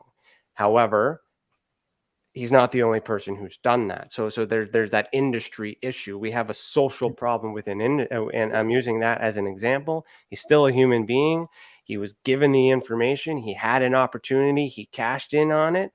Now he's off the mountain, and I don't want to continue to trash him. But now he's starting to release these documents, and then now we can rebuild this trust, and he can and he can, start to do things right, and then that's where we get the change. And it will be interesting if we find out, what the nature, not only the nature of the data he received, but what were the catalysts for the data he received. It like did everyone that filed, I forget what your guys' system is called. It's not a FOIA. It's ATI, access to information. ATI. So you file one of these requests.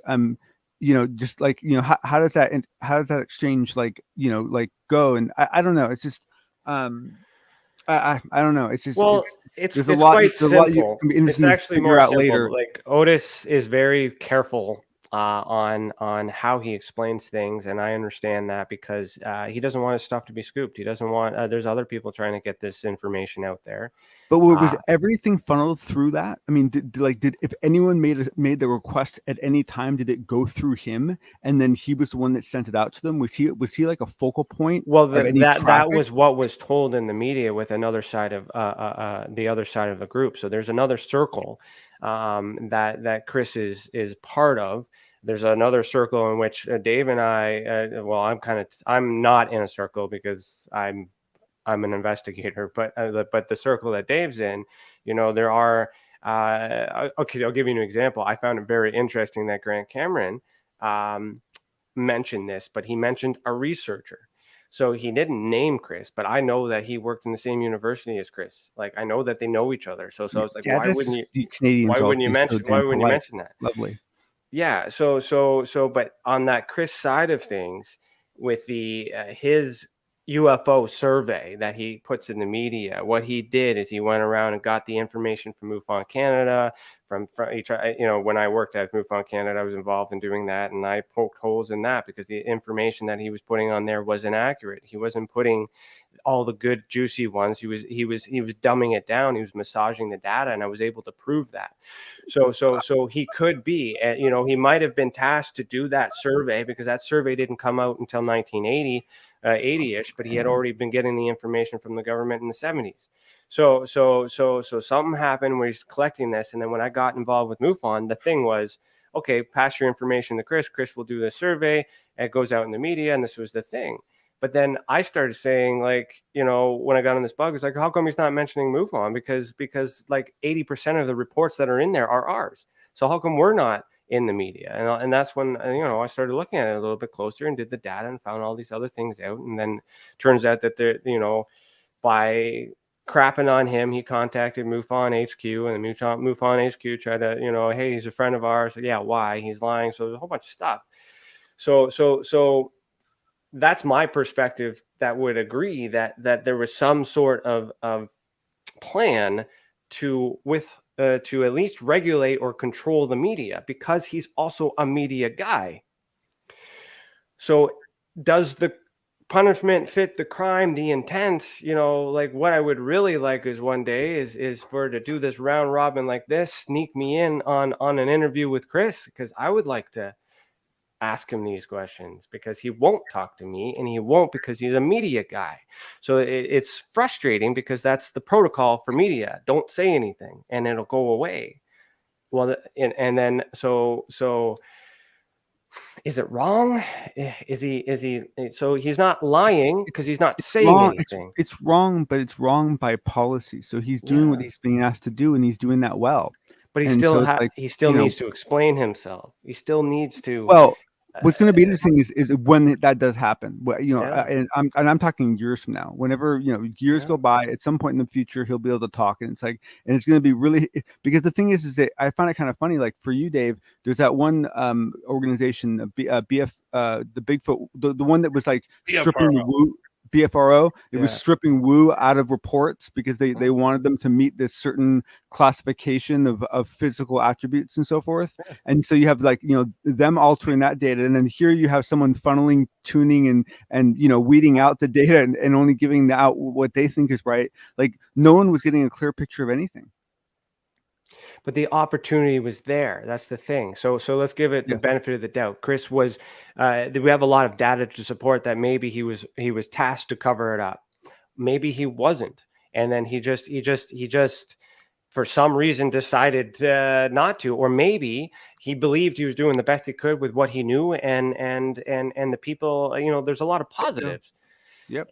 That's why he needs to be here. But he won't talk to me, and I don't blame it. A lot of people won't talk to me because I've been privately investigating the phenomenon since 2015. I'm a licensed investigator. I own my own private investigating firm. I'm going to get you both to hold on right there, and I apologize for cutting you off. No, it's okay. We do have to go to break here. Yeah. We have John Hudson, the fedora-wearing UFO wonder, and Ryan Stacy from TessaCan.org, the Experiencers Support Association. When we return, more UFO talk outside of Canada and in on Spaced Out Radio in Hour 3.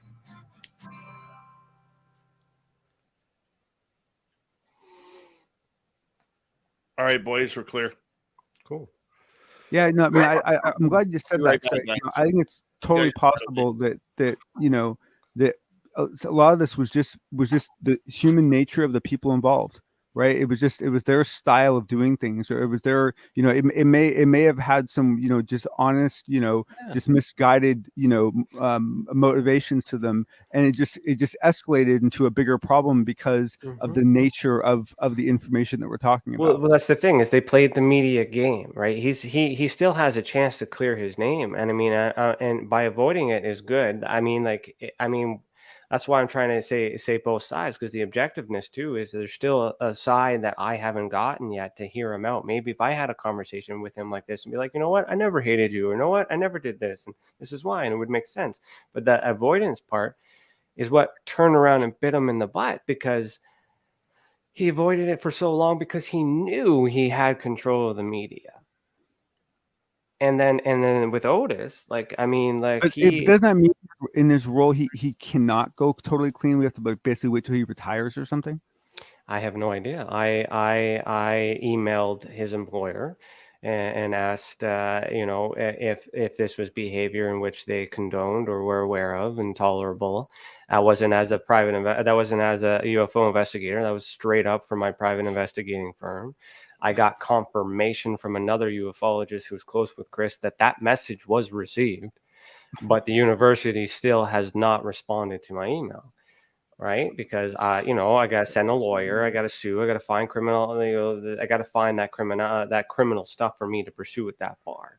So for me, I mean, everybody is a suspect in this disclosure movement. It's just everybody does everyone's trying. There's a lot of intent.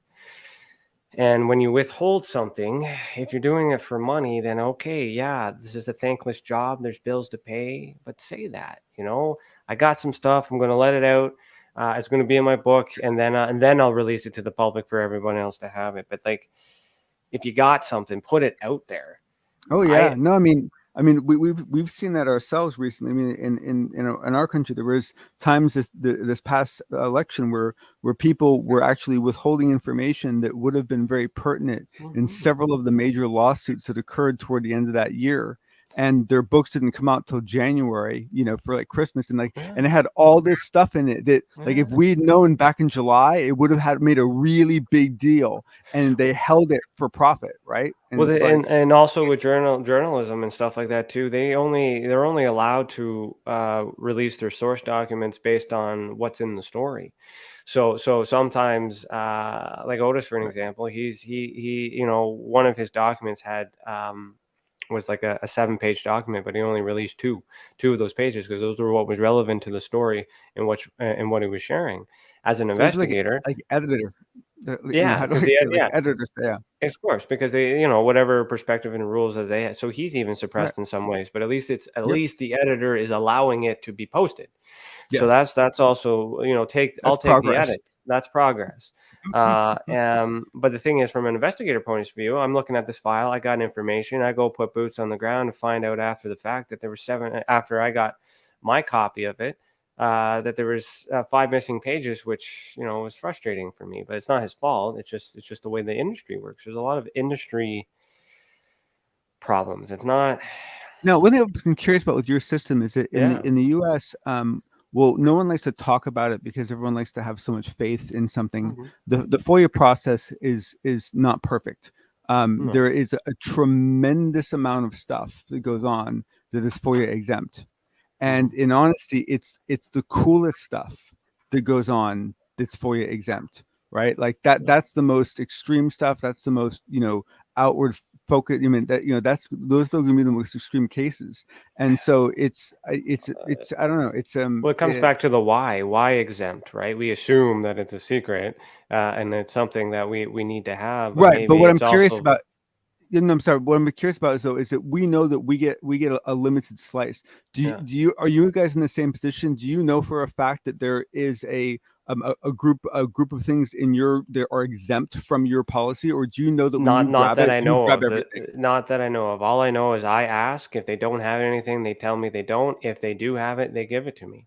Okay, So so you can go on some amount of reasonable faith that if they give you everything, you actually got everything. yeah, I Okay, have so enough we with can't assume that, which yeah. is a really unfortunate side Well, effect. I of our don't assume that they're giving me everything, but I know they're giving me more leads to right. Well, I follow mean, yeah, than there could be always, America's giving you. Yeah. No, I yeah. I mean, can there I could can always be, yeah. It's not instantly perfect because of that, but it means that they're gonna, I mean, it's gonna work out better that way. So Well, it's these service documents, those have been designed for us to fill out to give to U.S. to continue said investigations.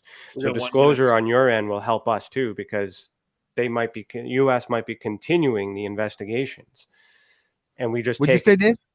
We got less than 1 minute. Okay. Yeah, no, it's I mean, what kind of data, what kind of database is the stuff stored in? Well, they're like, you mean the system? Like what Like software all they the use? reports, all the reports, All right, all guys. this data that's created. We'll take it up. Yeah, okay. Yeah. All right. I want to say a big thank you to Tim, Ed, Thomas, Snakes, Kat, Todd, and Rex for the amazing super chats tonight.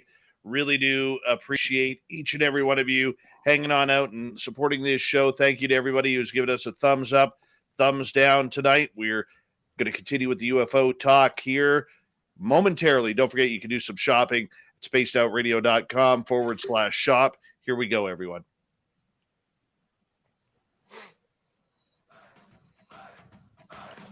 Would you like to connect with us? Head to spacedoutradio.com for all your latest show info. Now, back to Dave Scott and SOR. Third and final hour of Spaced Out Radio is now underway. My name is Dave Scott. Thank you so much for taking the time to join us. We really appreciate earning your listening ears wherever you are on this beautiful planet we call Earth. Hello to everyone listening in on our terrestrial affiliates around North America and digitally on TalkStream Live, Revolution Radio, and KPNL. All of our archives are free. Go to youtube.com/Spaced Out Radio. Do old Davey the favor, hit that subscribe button. The Desert Clam has set the password for tonight in the SOR Space Travelers Club. Dapocaginous. Dapocaginous is your password. Use it wisely, space travelers, as a clam sets a password each and every night right here on Spaced Out Radio. Our website, spacedoutradio.com. We got a plethora of features for you. Rock out to Bumblefoot, read up on Shirky Poo's Newswire, check out our swag as well. Follow us on Twitter at Spaced Out Radio and on Instagram, Spaced Out Radio Show, on TikTok at Spaced Out Radio as well.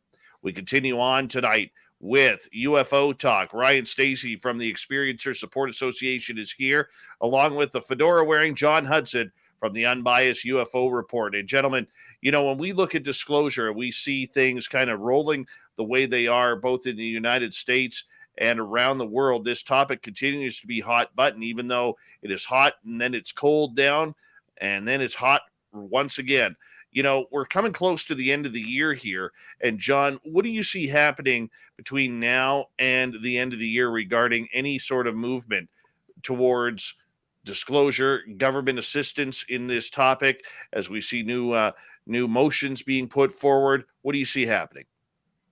Well, I mean, a lot of it depends on how that and how long it takes to get all those bills signed into law. And if they, I mean, because the thing is that the thing I really like about what was just written up by Joel Gillibrand is that it's pretty well structured. It goes into a lot of, it goes into a fair amount of detail of how certain things should be set up and certain things should be done, and it's much more fleshed out than any of the other language we've seen.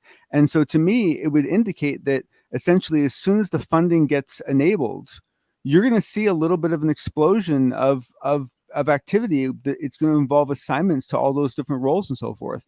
And that could happen before Christmas. I mean, we don't know when that bill will be signed. So I think that could have a really interesting impact, especially depending on who the different people from different do it. Then the other thing is that, and this I think was one of the best parts of what's going on these days, is that there's so many things happening from so many very different places, that my guess is the top 2 or 3 interesting things that happens over the next 2 months will be from categories we'd never even thought of.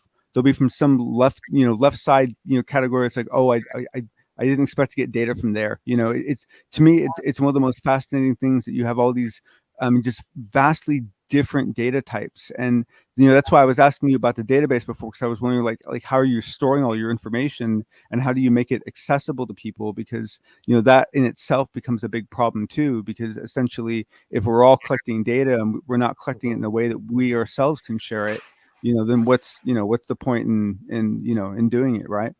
I can try to explain it. I could also share my screen and show you to make it easier. But for the listeners, again, so like on the website, testacan.org, again, you just go there, there's an investigative portal. You basically go, I got to look at it, but you look for the data sets, or you look for the visual evidence display. You just basically explore that panel, and then you'll see Canadian document events, you'll see timelines, you'll see all this other stuff. Oh, so you put a little web interface on it so people can actually query the data. Yeah. Oh, yeah. Sweet. So we transcribe the document. So here's the thing. So I got a document, like I got to find a document that's not classified. So like this document here, it's a text. This is the other problem too. Like take Greenwald for an example. Like he releases documents all over the place, all over the time, and then he blogs about it. But there's some speculation in there, so some opinion in there, and there's some facts. There's a lot of good work in that. But for me, as an investigator who's trying to catch up on things, I can't search it. I can't keyword it. I'm looking for something, I can't track it. So what I do with my team is we have them. Okay, here's a new doc. This one's current. Okay, and if Otis puts one out, I prioritize like based on things that come out. This is new. Get it out there. Give credit where it's due. Transcribe it. So we use some software to transcribe it real quick. Then we put it on the website. So that way on the website, if you go to the search panel and I want to search UFO, or I want to search a name, and we start to get these trends, then all the articles will come up. There's a point of interest part. So where again, it'd be easier to show you, but on the website, the points of interest, you'll be able to see the names of everyone that's mentioned in these documents as I've been putting them up, the locations, the objects, all that other stuff, as well as links to those articles within the site. So that way you can start to see a pattern, be like, okay, this guy was mentioned, if as an investigator, I don't know who they are. I don't care who they are. I don't care what they've done. I'm looking for the pattern. So this guy has been mentioned 5 times. These are all the articles. I'm going to take a little closer look into this guy. So he's now a suspect, a point of interest. That's how, that investigative method. Then that same data is also put on a timeline. So you can look at the time proximity and see, okay, that's weird. In 52, this happened, and then this thing happened. Okay, and then you click on it, brings you to the same document. Then we also have the visual evidence database where I'm finding the exact location of where the event took place. So then it's not the building, it's whatever they're talking about. This is where the object is. And then you start to see visual patterns. And then also with the Experiencer Support Association, we investigate paranormal, ghost, ET, monsters, everything, because we believe, and consciousness, because we believe it's all connected, that the contactee, all that other stuff too. And as an example, on their visual evidence database in Moose Jaw, Canadian Forces based Moose Jaw, there are 2 reports. That's when my mom was born. Oh, really? Nice. There are 2 reports that are on there from government sources that I've retrieved. That's been transcribed and put there, that describe an orange orb-like thing in the sky. There's no physical evidence. There's no direct evidence. However, with the civilian stuff, I got a report that came in 2019, and I had the civilian draw what they saw. It looks like visually what the military sources had described 30 some odd years prior. But the thing is, with proximity, was we have a government source, we have a civilian source. Civilian on its own is not enough. Government is not giving us enough, but together combined, I'm seeing that the location of these events are within 4 to 5 kilometers away from each other. That is a different set of data. So when a journalist writes this story and there's a document, that's great. But there's so much data that can be extracted from that and split into many different ways, and that's what I'm doing. If you don't mind me asking, yeah, who paid for? I mean, once you get this all running, it's probably going to not be too bad. But who paid for the building of this whole data set? Like, in this, and I mean, who backs this financially? 'Cause this isn't. I pay You for can't it. do this for free. You I you pay do for you it. pay for it yourself. I own a private investigating company. It's and this is what I do for a living. Every day, I'm either looking for someone who is skipping out on bail, who's cheating on their husband or their wife. I do this for a I living. see that So sort to of me, database. yeah, Okay. yeah. Oh, now I So it's understand. just using the Okay. same tools and All right. resources I already Okay. have One at a time. privately. One at a time. Yeah, sorry. Yeah, sorry. Yeah, so I use the same resources that are already available to my private clients, and I make it available to people in the public. I just don't share my private stuff with in the public. So these are tools and resources that are available. So to answer your question, how can you help? Well, when there's something of significance, you let us know. We put it on the database. I mean, I'm only focusing on Canada because I'm Canadian, and that's also the whole that hasn't been explored yet. We might have answers for you.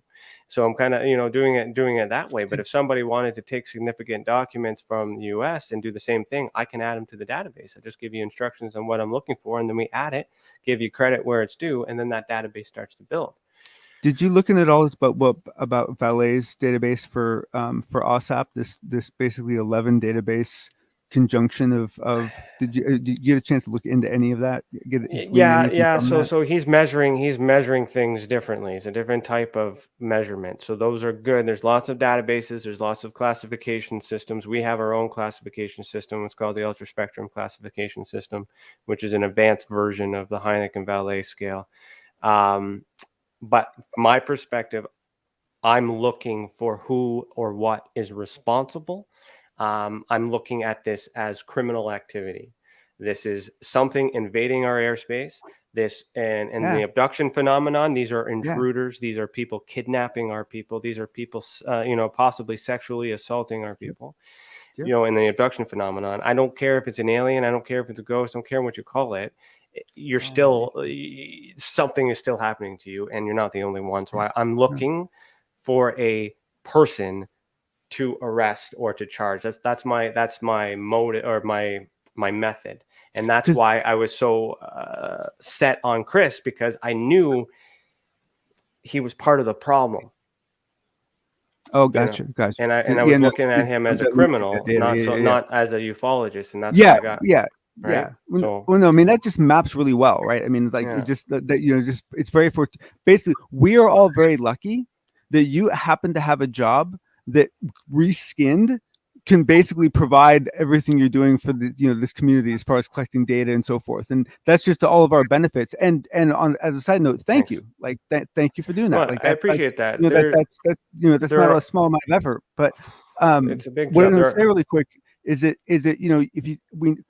what frustrates me is that I've done some work in like big data type machine learning type environments, and essentially when you normalize your data enough and you get enough data, like you get a large amount of data, you can start gleaning some really interesting things about what's going on.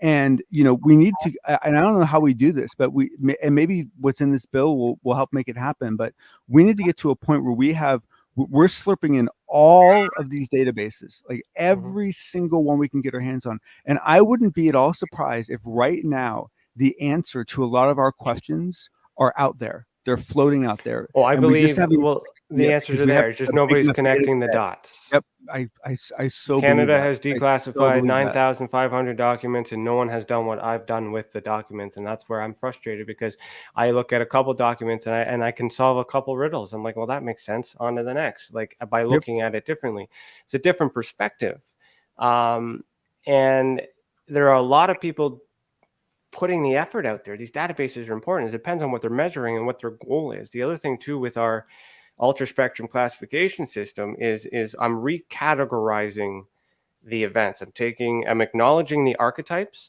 So let's take UFO and UAP for an example.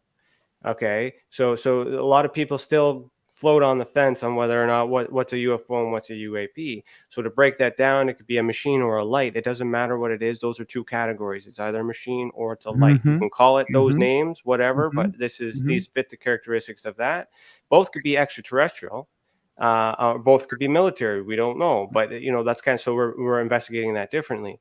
And then also allows the paranormal community to have their data quantified, because that is skeptical in many senses, because what's the difference between a UFO orb of light or a paranormal orb of light? We don't know that, but it's still testimonial data that can be used. So if we break it down, that now, how do I get both parties to agree on the same data, the academic community and paranormal community getting along with each other? We call it aerial activity, because we agree, both sides would have to agree that it's in the air, it's active. You guys can speculate on your own religions and faiths and all that other stuff on what it is. And then we get down to the sensory display, which is identifying the method in which you've seen it, because there's evidence that shows that you've seen it with your eyes, you're able to take a photo of it, or you saw it in your mind, or you heard it, or you felt it. All that information is valid. And whether you believe in those pseudosciences or not, what's common is that they're all seeing the same thing. What's different is we all are able to see it with using a different sense. All right. Ryan, when you come down to the bare taxes of what's happening with disclosure, we hear that it has to come out of the United States. Everything seems to be trickled through there. And if you look at the Five Eyes, which is the United States, Great Britain, Canada, Australia, and New Zealand, we see a lot of things happening along that route and sharing of information of UFO phenomena as well. The other countries, whether it's Australia, New Zealand, Great Britain, they've all had discussions on what the Americans have brought up here recently. And I asked Daniel Otis this earlier, but are you quite surprised that this subject has not reached the public part of the House of Commons yet? No, I'm not really surprised, because I mean, again, like looking at the evidence and me looking at it in detail, there doesn't, and with my background as investigating UFO sightings with MUFON for many years, over thousands of sighting reports, I'm not satisfied that there's enough evidence to suggest the extraterrestrial origin or a connection with the phenomenon. So even when I'm looking at Canadian documents, I go back to a 1952 document, there's conversations about it being German technology back in the Cold War. And there's enough factual evidence at that point to suggest that might be plausible then, but then we don't hear anything about it. So like, maybe that was the truth. Maybe they just knew. And then, and here's the thing, is that the Five Eyes, like you said, we're all look at it as businesses. The United States is in charge of a lot of things in the world. Canada needs US for a lot of things, trades and things like that. With the pandemic, we learned there's certain things that they stop helping us with and things like that. There's a lot of issues with being neighboring countries. But the fact of the matter is, if the United States is in charge of everything and we know the answers, it wouldn't be very strategic for the Canadian government to come out and be like, yeah, it's just government tech, because they know. So they might just, my perspective is they're avoiding it but they know. That's why they don't care, because they know the truth. And it's important for the United States, and then we watch to see what the states do to kind of speculate that, because there are no borders with UFOs, so whatever this is, these Five Eyes, these alliances weren't created until after all this stuff has happened. Well, so something but do keep in mind is that there is a certain amount of territory beyond the U.S. where we signed treaties with countries as we went in to assist them to build themselves, that they had to do things like automatically give us jurisdiction to any. So, I mean, there's been a lot of crashes down in South America that we've recovered. The local government hasn't kept. Right now, I'd love to think that all the data that we pull on that ship back up in the United States gets sent in a nice envelope with a bow down to those researchers in Mexico. But I get a sinking little feeling that doesn't happen. Right. So that information is being consolidated, in the U.S. more so than it probably is anywhere else, right? And from a business perspective, that makes sense, because we don't know what it is. What if it is a biological weapon? What if it gets in the wrong hands? Like, we gotta trust your governments a little bit too. So like if we trust them, that they are protecting the information for a valid reason, it's a little easier to accept and make sense of all this. Where we Yes. get this speculation, where we get this stuff is we think because we get robbed on our taxes, because we lose on healthcare, and we suffer in other areas, we assume that they're lying here too. But what if this is a boy who cried wolf scenario? Maybe they are telling us the truth. So and I'm willing to take back that statement once we get disclosure. That means you guys were right and I was wrong. But I look at both sides, and when I kind of give them the benefit of the doubt and look at it as a business, I mean, there's a lot of personal information that, and a lot of people that could be harmed in releasing said information. So these, what are they protecting? Maybe it's not the craft, or maybe it's not the technology. Maybe it's, the livelihood, because us as people will respond to that. We are very violent and aggressive people when we don't get what we want. And science has shown that, so, I mean, it's a good strategy. Again, it's just a different way of thinking about it. And the thing is, I think a lot of these questions don't even end up being bullying anymore. They just end up being, a little bit of each. I think in some cases it is American tech. Like you take like the Calvine case, the one that had that triangle on the poster on Nick Pope's back wall. That I now believe was a U.S. program. I really do. I really believe that. But that's going to happen once in a while. Some of them are going to be U.S. programs. Some of them are going to be, something local that is from around here. Maybe some of it's going to be from off planet. Maybe the ones that are off planet, there's going to be 5 different versions. I mean, there could be a lot of different things doing this, but they're all doing it in a similar enough way. And are passive enough to us that we're grouping them all together into one big ball. What I like is that the government knows about it. The government has it. So it's not out in the air. It's not attacking us. It's not doing anything. It's not dangerous right now. Yeah. So if they're not telling us, at least it's contained.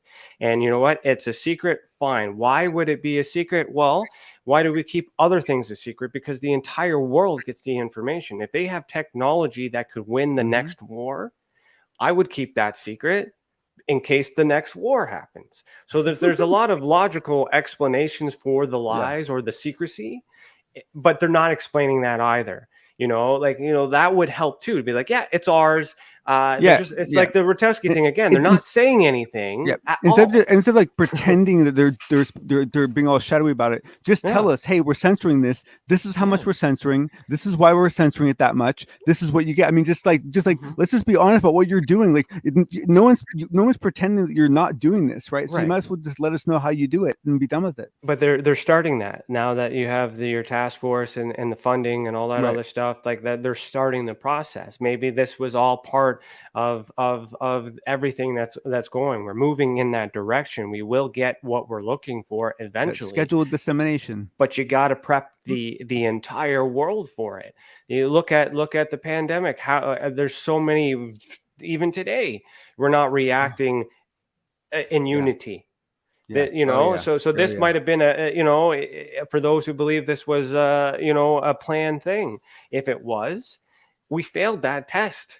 If it wasn't, we still got lots to learn, So, I mean, if I was in the government's position and I had technology and I had to give this to open source for anyone to recycle and to use, if I was a betting man, it's going to be funny harm. True. Come out of it. Great power, great responsibility, all those other things. So I put a little faith and a little trust in our governments that whatever secrets they're keeping is for a damn good reason. And if it is extraterrestrial contact, I'll speak to those who have those psychic abilities and those paranormal experiences. We know that if they want to contact us, they will.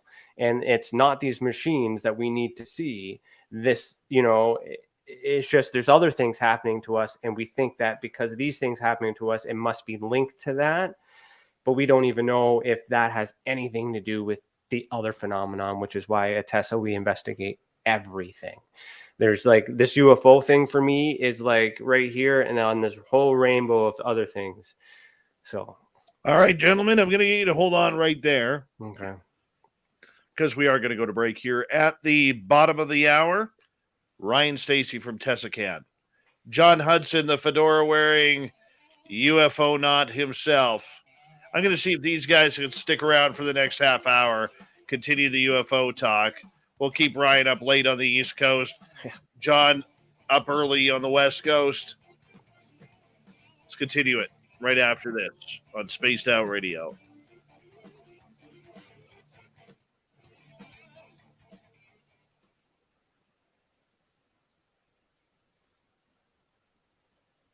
My voice is so dry tonight. I don't know. Right. So I met with this woman once. She was the CTO of a large insurance company, and I was talking to her, and she was saying how she'd recently done a deep learning project, and I was like, oh, I want to hear about this, And I used to always ask these kind of customers I talked to. I'd ask, what's something you found that was weird, right? Because very often when you dig through really large data sets, you find weird stuff. And so essentially, I asked this, CTO, I'm like, what did you find that was weird, And she kind of smiled at me, and she kind of explained to me they had to have a team come in, from outside and basically, do this whole analysis thing under data. And it wasn't like a complicated AI thing. It was just a simple, data mining sort of operation. And she kind of looked at me and she kind of grinned. She's all weird. I'm like, yeah. And she goes, people who fish, like not people who fish professionally and not people that just fish once in a while, but those people that fish like every year they go on like 2 or 3 week-long fishing trips. Those people spend more money on our product, are more loyal in as customers, and provide more elasticity of actual payments from over time. Like those are our best customers, and we found that those are related. And I'm like, okay, so what are you going to do with that information, right? And the funny thing is, you have 2 choices. You can say, well, we'll go advertise the insurance company at the bait shop, and probably not the best choice. You start looking at why it's the fisher people that basically meet this characteristic so well. What is it about them that makes them happy customers? And then you look for those people in other data sets, right? But the point is that you can find some really weird stuff and you would have never expected that really takes you in a completely new direction of trying to figure something out. That's incredibly helpful. Mm-hmm. Doing that, like I would love to just do handwriting analysis across everything from 1945 to yesterday. I want to see handwriting analysis on everything in that whole period. I want to find out what's common, what matches, what doesn't match, right? What shows trends, what's a baseline we should see of signature changing over a lifetime. You can start asking all these and get all these variations of percentages, and you can glean a lot of really interesting information once you start normalizing and pumping that data into a system. Statement analysis would be also a good thing too. Whenever our lovely Lou Elizondo, however side of the fence he's on, he's done a plethora of podcasts and said many different things back and forth. But you could have a wonderful 3-dimensional topology thing of showing words stated and statement when analysis, the words he chooses and the adjectives and everything is important. Oh, that would be awesome. That would be awesome. I could do it, but he's not on my radar right now. I got other fish to fry. I'll let someone else. It's hard not to really geek out on some of this stuff, man. That's really cool. That's actually really, really cool. But I mean, I'd love to see. I would love to see OSAP's database. Everybody would too. Can we just get a public API? That'd be so nice. Just like some kind of a public web connector of some sort. We can just connect to, send queries, get data back. It'd be so nice. Yeah, but it depends on what you're getting data on. What if it's secret tech? What if it's for war? What if it's just in case? Break the glass kind of. We'll know when we need to know. It's their responsibility to make sure they don't give me something that's gonna, that they shouldn't be giving me, right? But whatever I get, and that's the whole thing too. Is that how much data do you really get? And I think for you, it's probably likely that the data you get is pretty much the data there. I think one of the big problems in the US right now is that so many programs are FOIA exempt. I mean, it's basically anything that's really like fun. Yeah, but then you got to ask yourself. So right? let's speculate all that around the stuff, why. Why is well, it yeah, exempt? well, no, I know, but my point is that what that means is that we only see the stuff that made it into FOI. So we're only seeing like a splintering of the infrastructure. The rest of it was all on the other side, and we don't see it. And so we're having to make these assumptions based on a very small amount of data and hold on, guys. inferring, how to get there. I've got the shooting it. pain from my wrist right up to my elbow. My left What? shooting pain. Been there like a day and a half. It's Uh-oh. just annoying the crap out of me right now. Anyways, big thank you to Tim, Ed, Thomas, Snakes, Cat, Todd, and Rex for the amazing super chats. Really do appreciate it. Don't forget you can shop for your SOR swag on our website. And, of course, you can give us a thumbs up, thumbs down, thumbs sideways, whatever you feel. Don't forget to hit that subscribe button and ring the bell. We're going the distance tonight right now.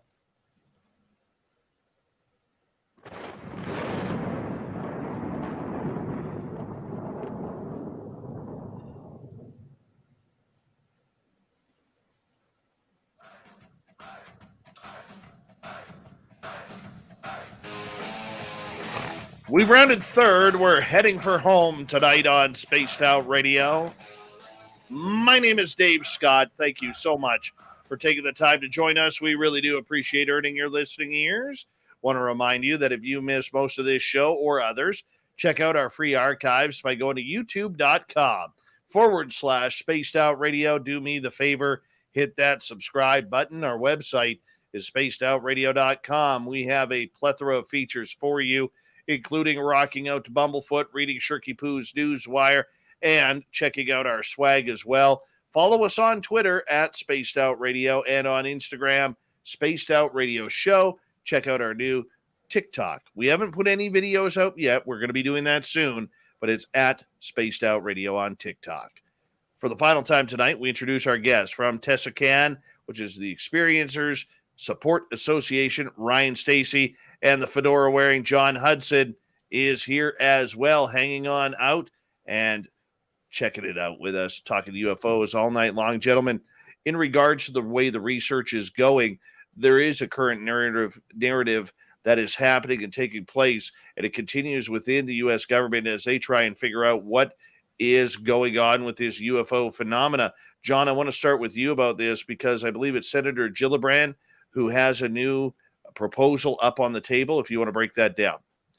Yeah, so this is a really nice turn of events, and I honestly, this is kind of what I was hoping was going to happen, because originally the wording that was in the Senate version of the bill before was just kind of carbon copy of what we already had before with the UAPTF.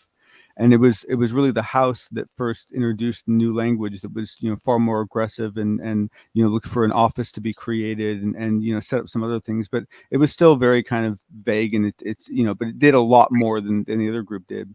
And then that basically triggered then the Senate to come back and say, oh, okay, you guys really want to do something, so we'll take that wording and we'll also go back and we'll pull stuff from here, we'll pull stuff from there.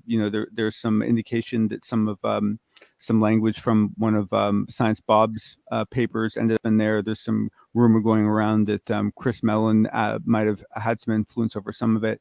There might have been a lot of input, but the nut of it is that it ended up with being a pretty nicely written, attachment, and it builds it all out really nicely, and it gets into a lot of detail and says, NASA must supply this many people to this committee, and Galileo must appoint this many people to this committee, and it kind of goes through and it very clearly lays out like what the structures are, what the layers are, what the oversight is. I mean, it builds out a nice, there's still, you could still flush out a lot of detail, but it is a really, really good beginning, and it's written in a way that I think that as soon as you get funding, you can basically start on it, because essentially there's enough there that I think you can get moving to a certain degree.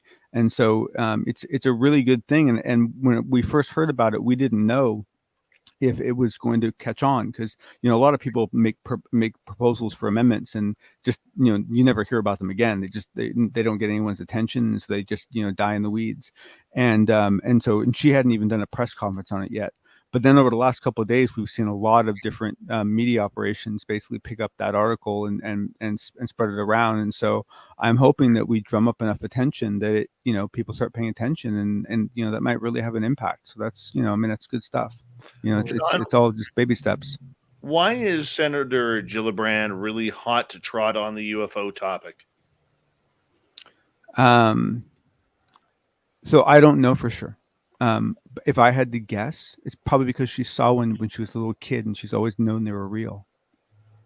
I mean, honestly, like it's probably something like that. She's probably heard some story from a best friend, some story from a cousin, or she saw something herself, or she just really always liked the idea that there were people from another planet. I think people in these roles look for projects that they can personally get invested in, that they personally have a good feeling about, that means something to them, because it makes it easier to drive your passion when you feel that way. You want something out of something. And I wouldn't be surprised if it's purely just, she has a fascination for it and she just took the opportunity to get involved.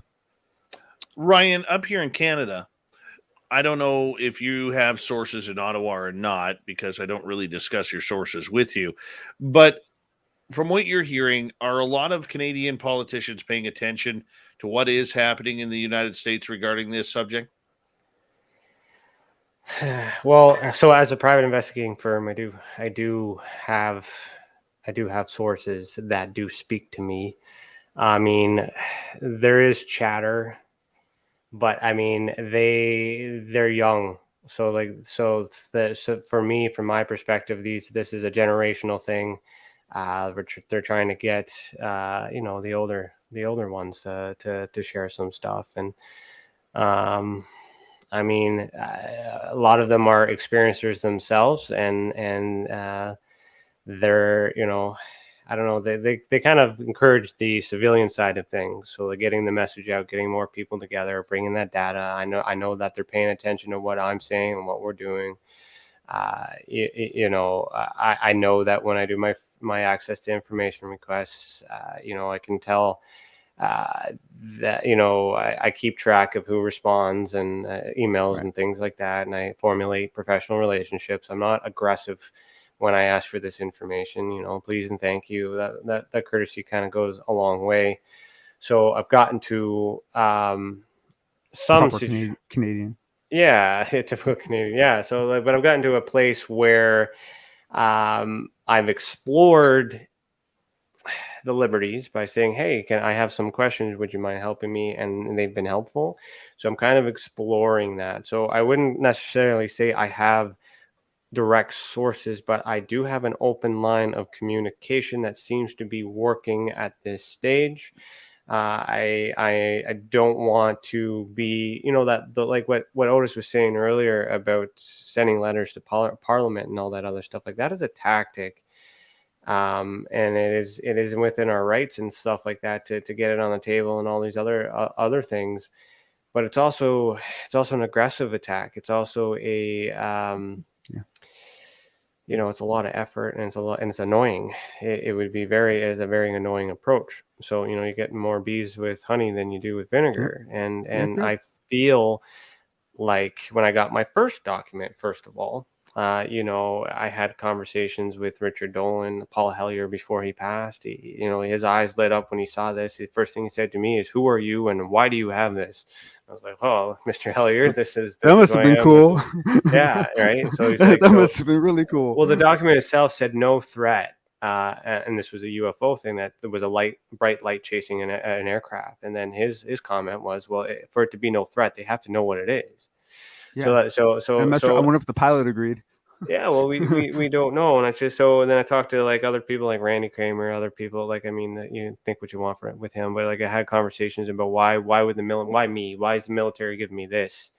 Right. And then the conversation that I'm hearing is that they've been given, that just no one's using it.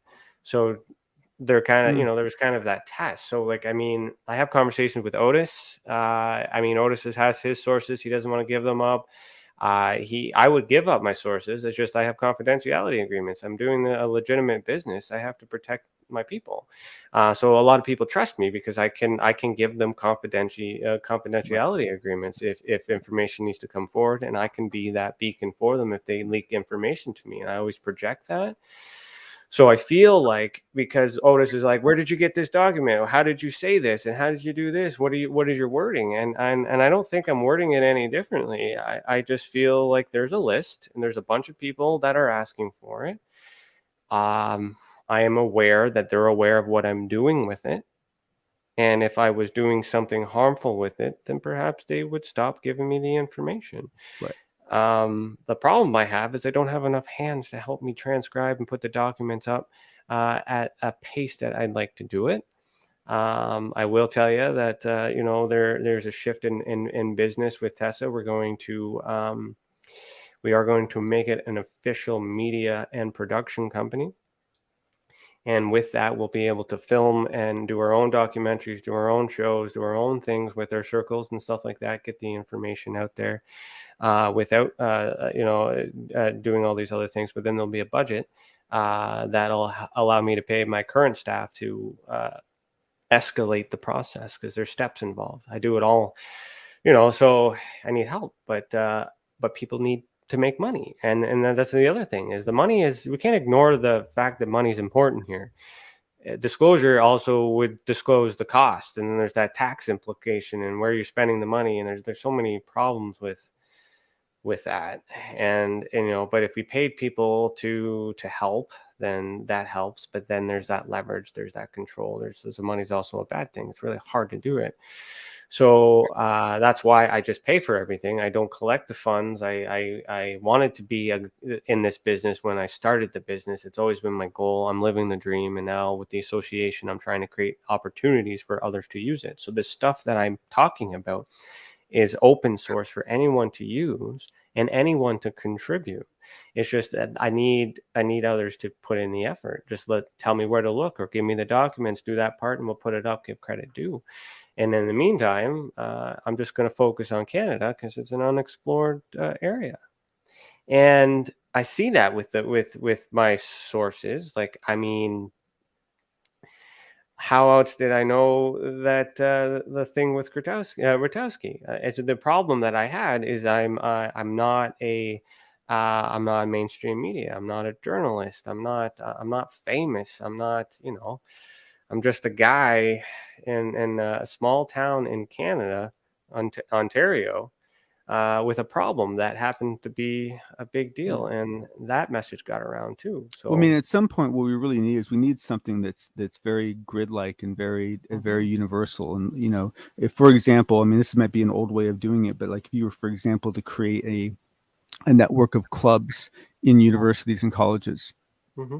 So you made sure that, at every university, every college, you had some sort of a satellite office Mm-hmm. that was able to, take reports, is able to, notify of meetings, whatever, right? Just some kind of a focal point, and actually build a network to the point where, if some case happens in Wales, right, Mm-hmm. and that as soon as those bits can get Mm-hmm. across the pond, you have people here that have the choice. They don't, obviously this isn't a job for most of them, so you can't force anyone, but as soon as that data shows up, they have a choice. They can start acting on it, and once we get there, it's going to.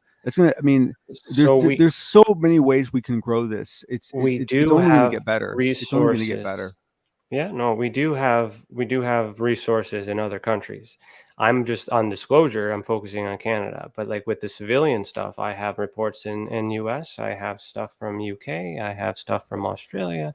I have contacts all over the world. The thing is, I'm like, I gotta remember that I'm private. So a journalist puts their stuff open source, radio, everything this is the public. I just don't get to. I can't show what I do privately because it's confidential. But with the Experiencer Support Association, working with the experiencers, you know, and creating and doing it in this systematic way, it doesn't matter who the source is if I'm able to link it with government documents. It's about stacking the evidence. And also what I'm doing with these other countries and these other places too is helping them regulate the data. So with our classification scale, we measure it in terms of evidence, in terms of groupings. So it doesn't matter how it comes to us. I just repackage it and put it in a way that's a universal language. It's like the English of classifications. So Ryan, is it still about dots in the sky and weird anomalies in the sky, or is it further beyond that now when it comes to potential disclosure? Well, this is the scary thing and the whole reason, the premise of the Experiences Bar Association is not to push for disclosure. It's to prepare for what happens after. So the abduction and like disclosure will happen. I would like it to take its time because there's still a lot of things I need to prep disclosure up. insurance. Yeah. But the thing is as much as we want to get the answers, there's people listening that are like, you know what, if it's a UFO, that means aliens are real, which means that that is, you know, sexual event that I had last night that scared the hell out of me really happened and it wasn't a dream. So there's a lot more phenomenon going on And than look, just and let's this. all joking aside, Yeah. that's a heavy thing to have someone go through, right? Yeah, That's and privately we work heavy, with people yeah, and I we mean, connect that's, them with resources. We have a lot of support groups and things like that we you know, and being in that firm, we have people that can help, but they can't come public either because they'll lose their job. But you know, there's that stigma. So for me, it's not that these machines are useless in the scheme of things, but as an objective investigator, because I don't know enough, I know enough about the UFOs to know that it's not important, but I don't know enough to know that I'm wrong. So I have to still follow this just in case, because I'm responsible right. For helping these experiencers through this experience. Because what's going to happen now, if the United States says, yeah, we got UFOs, my job becomes a little bit easier, but a little bit harder, because then these people are going to think that their experience is this.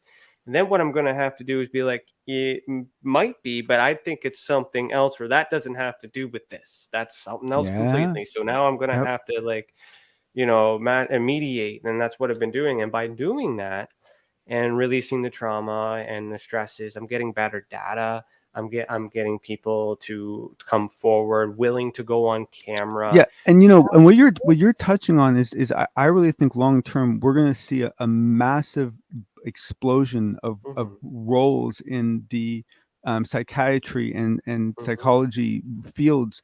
Basically, a whole lot of professionals focused on helping, you know, contactees, focused of helping people that were abducted, you know, and that's going to end up being like the whole world is going to have that in spades in, so I don't know how many years, like 5 years, 10 years, whatever it's going to happen. That has to happen. Where, you know, how do you get from here to there? Well, here's the thing: is we're not waiting for that. We're not waiting. We're doing that. We actually have stuff in motion. So Tessa has been private because of my local clients, and wasn't sure about, you know, that taboo and losing the business. But we've recently, since Halloween, we took the opportunity to put out a campaign to introduce Tessa. The big reveal of introducing Tessa to the local area is going to happen.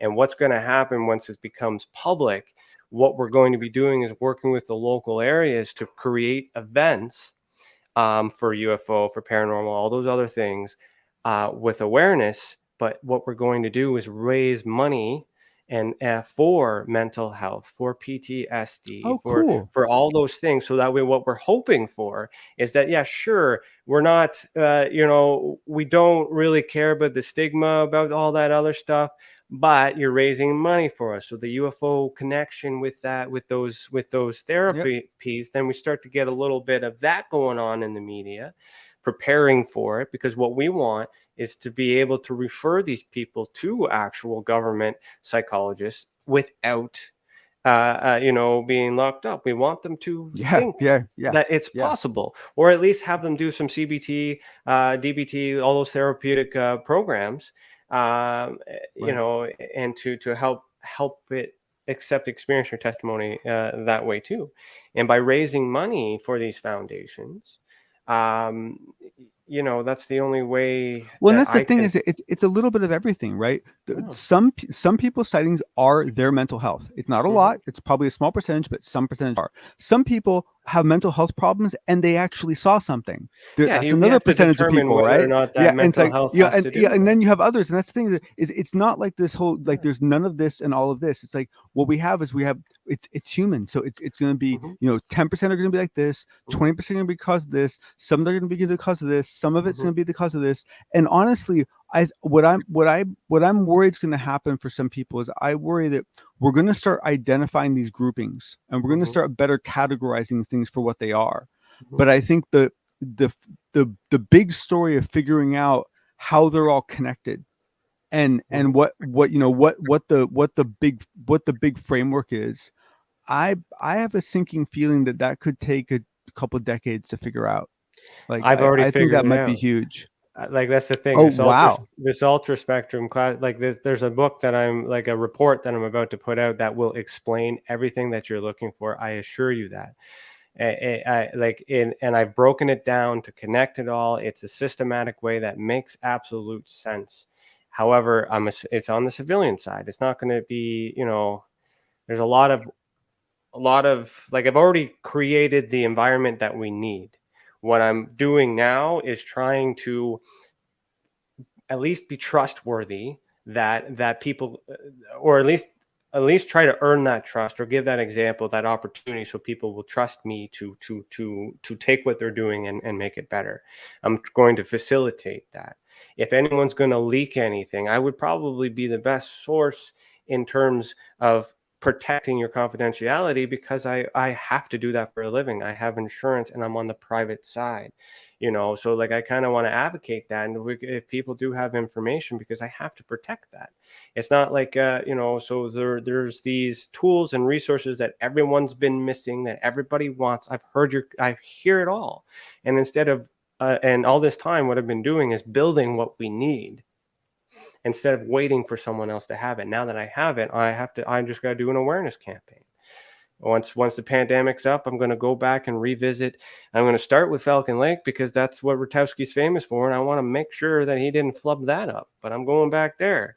Dave, we need to go find more people that are in his kind of roles around the country and start trying to motivate some of them to start doing this. Because the thing is, so much of what he does for his private business really maps well to this research. I mean, in a way, we're like the best weird version.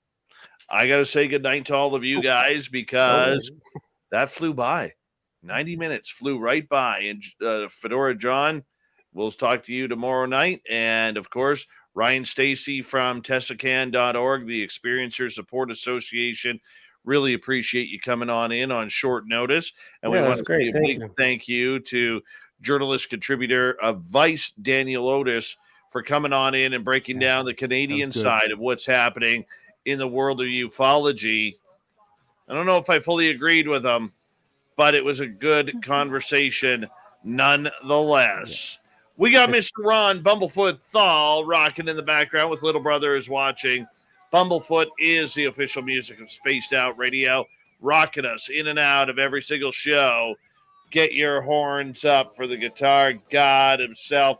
Special thanks to everybody listening in at home, at work, in your cars, wherever you may be. Thank you to everyone in our chat rooms tonight on YouTube, Twitch, LGAB, Revolution Radio, Spreaker, Facebook, the Space Travelers Club, and on Twitter at hashtag Spaced Out Radio.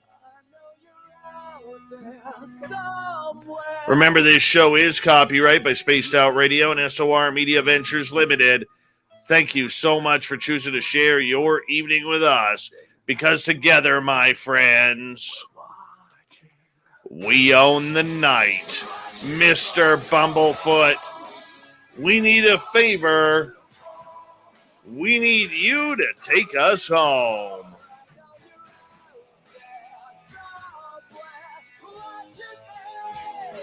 Yes, the Woo Train has docked for the night, but soon, my friends, we shall ride again. Your seats are always available. Your tickets never expire. And if you want to bring a friend, we've got room for them too. Good night.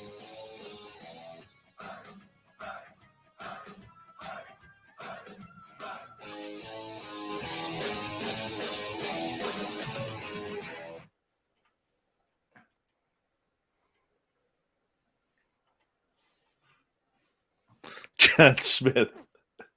Bring it home, you son of a nutcracker. Stealing my line the other night. That's awesome, buddy.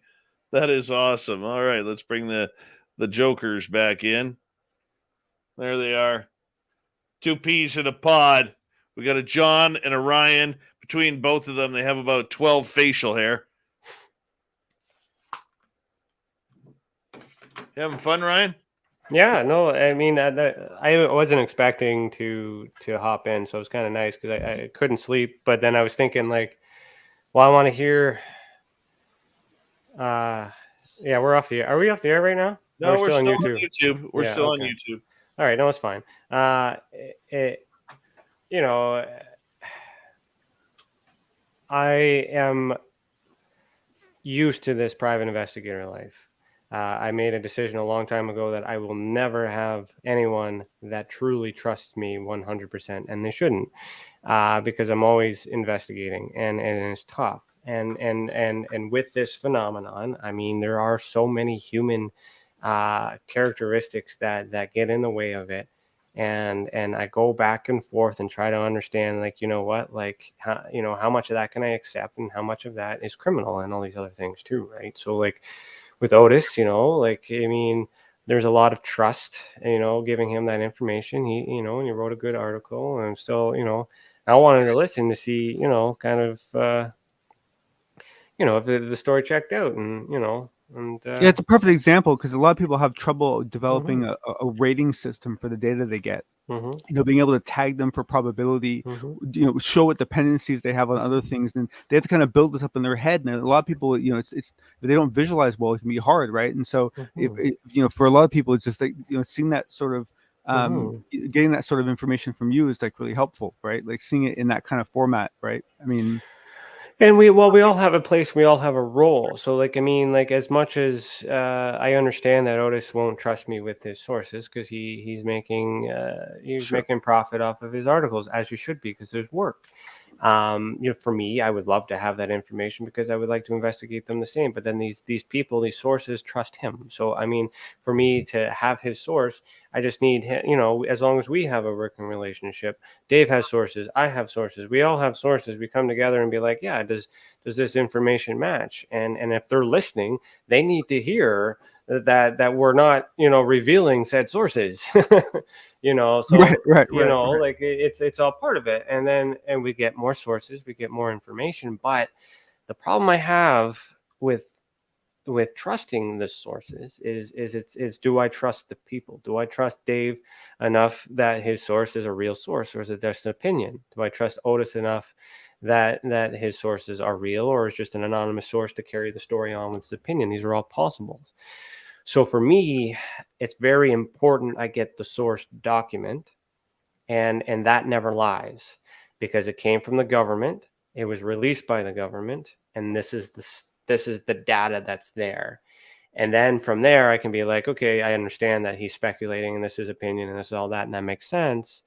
But the facts don't change, and I do appreciate the objectiveness that Otis put into that Rutowski article. And Dave, I know that I probably could have seen a therapist with as upset as Rutowski has made me over the years.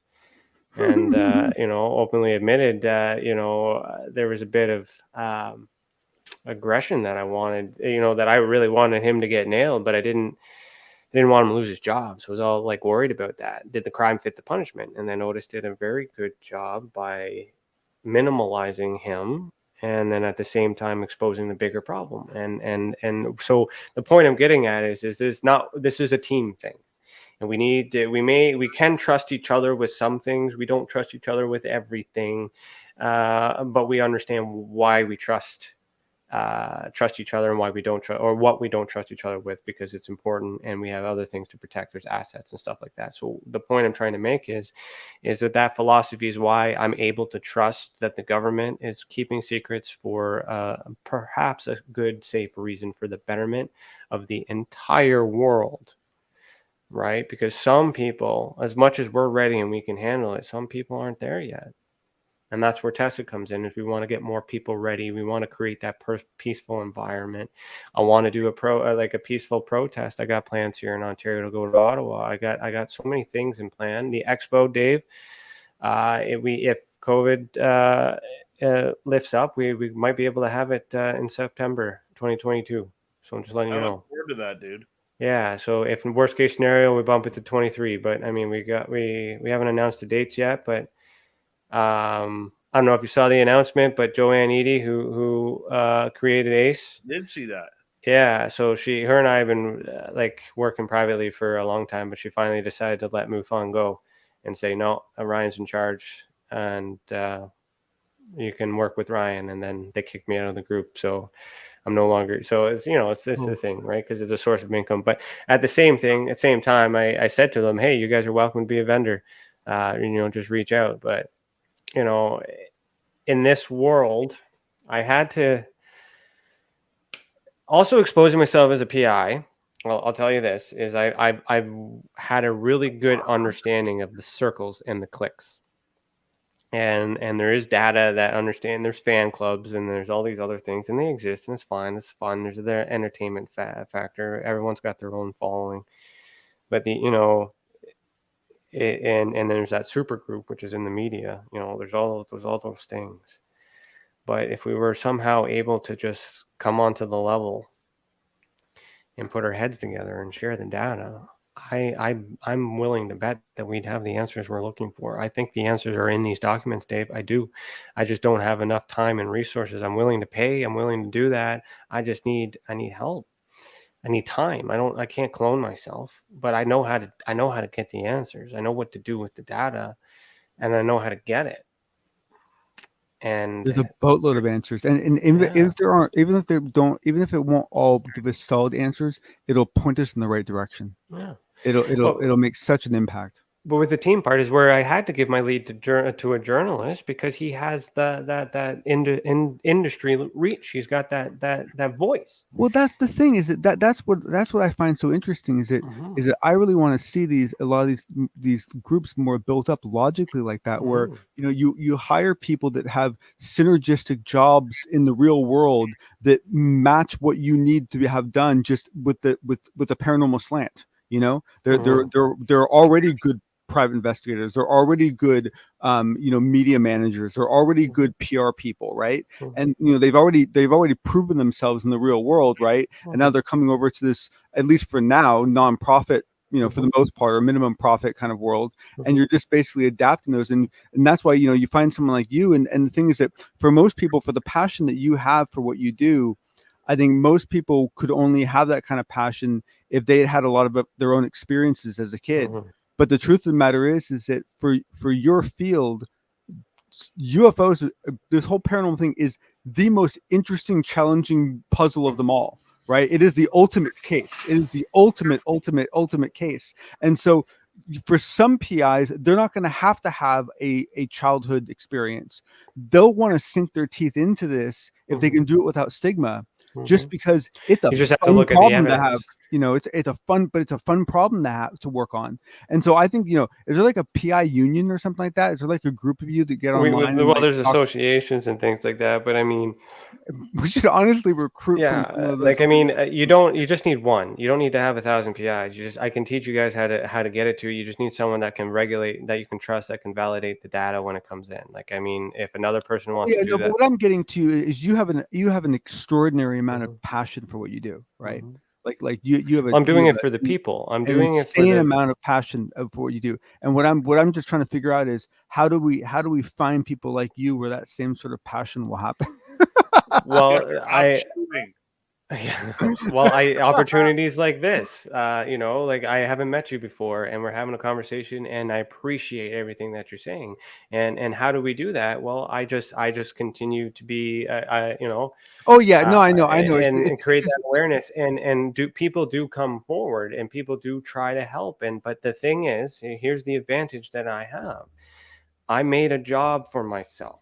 I'm paying myself to be here. I have people working so I can be here. I am privileged to be able to do this as full time, where others are doing this after they've worked their full time.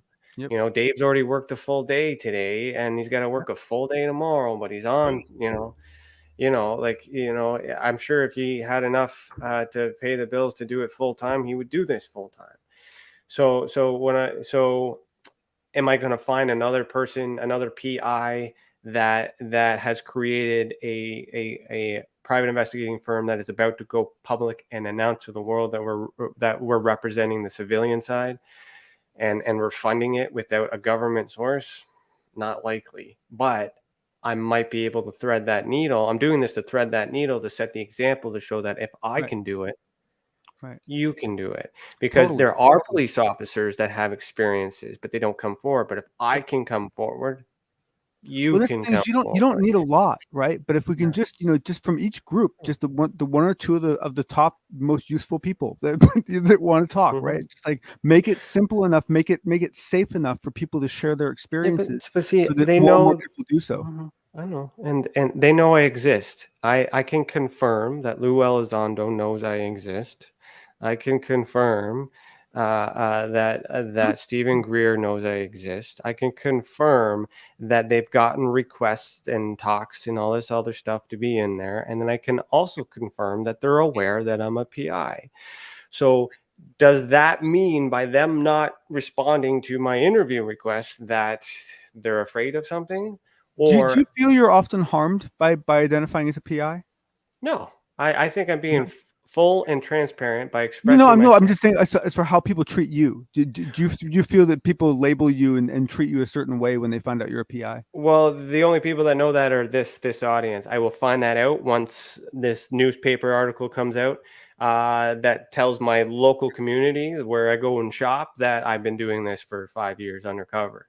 So so I might get that, but I mean, it doesn't matter to me. That mustache, nobody will know who you are. Yeah. Oh, yeah. I wear disguises all the time. This is I can't wear them on here. My mate is saying, Ryan, I'm considering thoughtfully the transcribing help. I'm a stay-at-home dad, so balancing extra stuff outside of the kids and house is a juggling act. Do I need any special equipment for it? Perfect. Hairless, thank you for tuning in. He's one of our regulars too. He's from UK. So do you need any special equipment for it? There is software that I have that I can send to you that would assist, that helps you transcribe these documents right away. Like it's an OCR text thing. If you look that up, depending on if you have a Mac or a Windows. I use Mac. I'm curious to know if you want to help me declassify Canadian documents, or would you like to represent your country and do the same with UK? Because then if you're working on UK documents, I can still link the UK timelines on how that and how. Well, I screwed that up. Oh, yeah. So I can link that. So I mean, what do you mean you declassify documents?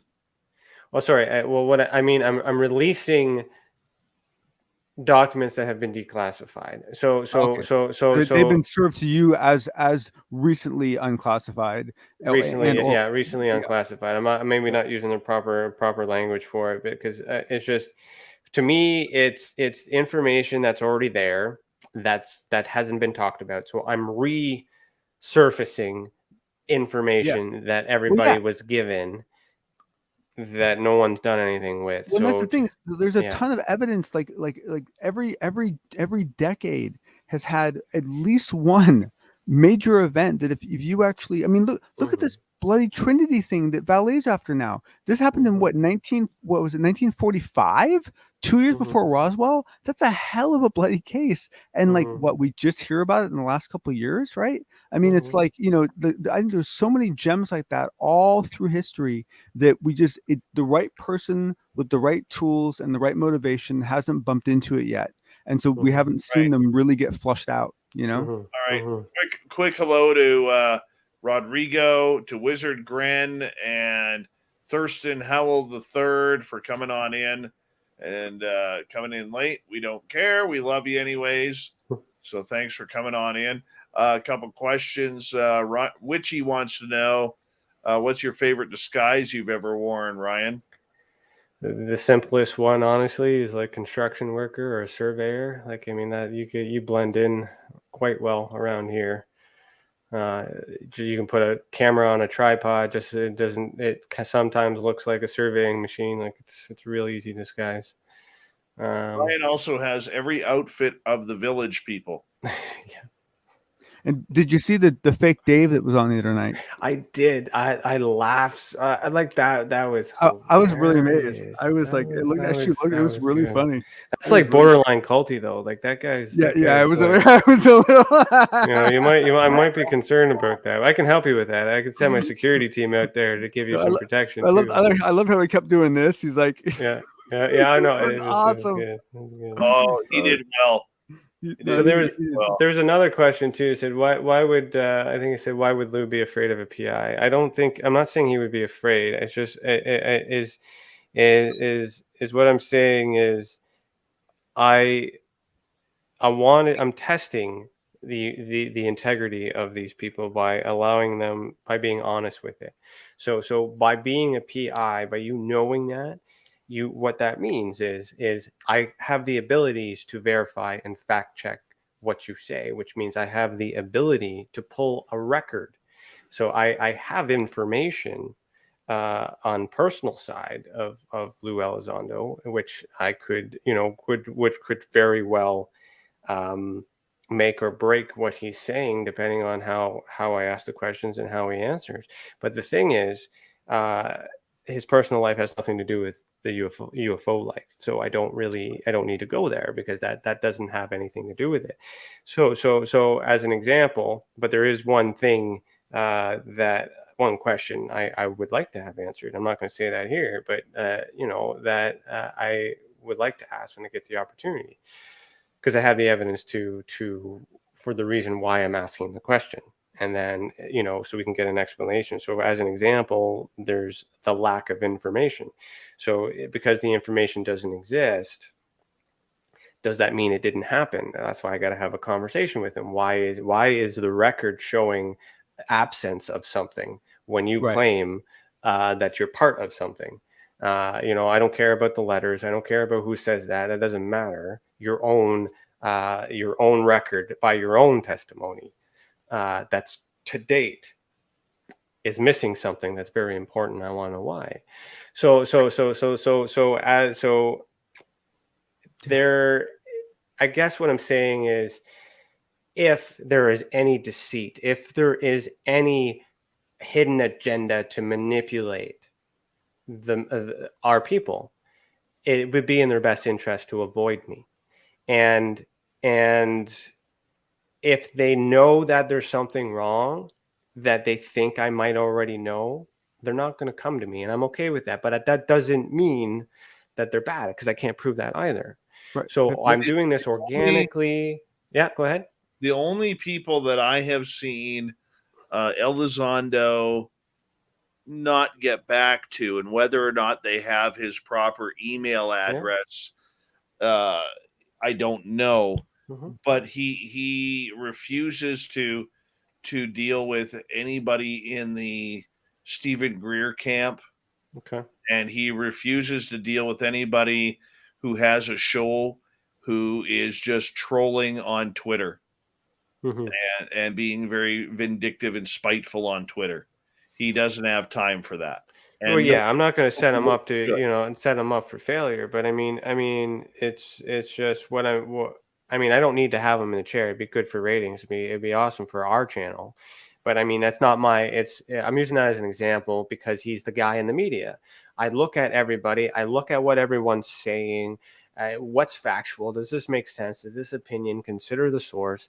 And whether or not what he says is real or not, it doesn't matter now, because what he's done or what he's part of is part of what we're happening now. So his job might be done. He's Right. did his part. If he Right. lied a little bit, I don't care, because it's still, all these events happened. Yep. If he lied about his about anything, all these events still took place, and there's a positive momentum, and there's that bit of that has to be acknowledged, regardless of where you think he is in his credibility stuff. There's other things that he's mentioned that hasn't been released yet, but I mean, innocent till proven guilty, and we need to have that information. Yeah, I think that's really well said. I mean, I think it's one of the nice things about where we are today, and that essentially, you know, back in, you know, many moons ago, when I, you know, first got really excited about Bob Lazar, you know, as soon as I reached a phase, you know, a couple years later, where I no longer believed Bob Lazar, at that point for me, the UFO topic kind of died. Right, because it was like Bob Lazar was like all the real evidence I had for it, you know, other than like one thing I saw when I was a kid, but like the only other evidence I had. And so for me, the whole thing hinged on that one story. We've had other people in other periods of time that have really kind of hinged everything on Whitley Strieber, or hinged everything really heavily on, you know, on Travis Walton, or, you know, whatever it is. And because data was so infrequent, these data points became so important, you know, they became so critical. And I think, you know, now we finally reached a point where there's enough momentum in enough different areas that there's no more silver bullets. There's no one that can't be knocked down. There's no story that can't be knocked down. Well, we still have to be careful. No, I mean, you have a bunch of things get clobbered, and you're going to be in trouble. But we don't have these one, you know, single points of failure anymore, and that's a good thing, you know. You got to measure everything. You got to look at everything from all different angles. So if we come back to the Rutowski part, to compare him to Lou, you know, at one point in his career, Lou Rutowski was given, he was at the highest level in his career where the government was considering to give him information. So they made that agreement then. That was big for him then, in the 70s or in the 80s, whenever that happened. It was before I was even born. So that could have been a huge thing for Canadian ufology at that point. But somewhere down the line, it became a job that made him money. And then now that Lou's done doing his part, now what better part would it be than to write a book, to do all these other things, to ride that wave and bring in a little bit of cash on that momentum, because he's earned that status. Now, the hard part was is, his behavior driven by profit? Well, we don't know that, and that's and it could be, and it might not be, and it's hard to trust that. Because the opportunity is set up, and that's why we have these battles, because people think, you know, they think it's bad to get money. You can get money for it. It's no. I was just curious because you never know what the motivation. I don't know if you guys read, but this woman just got caught.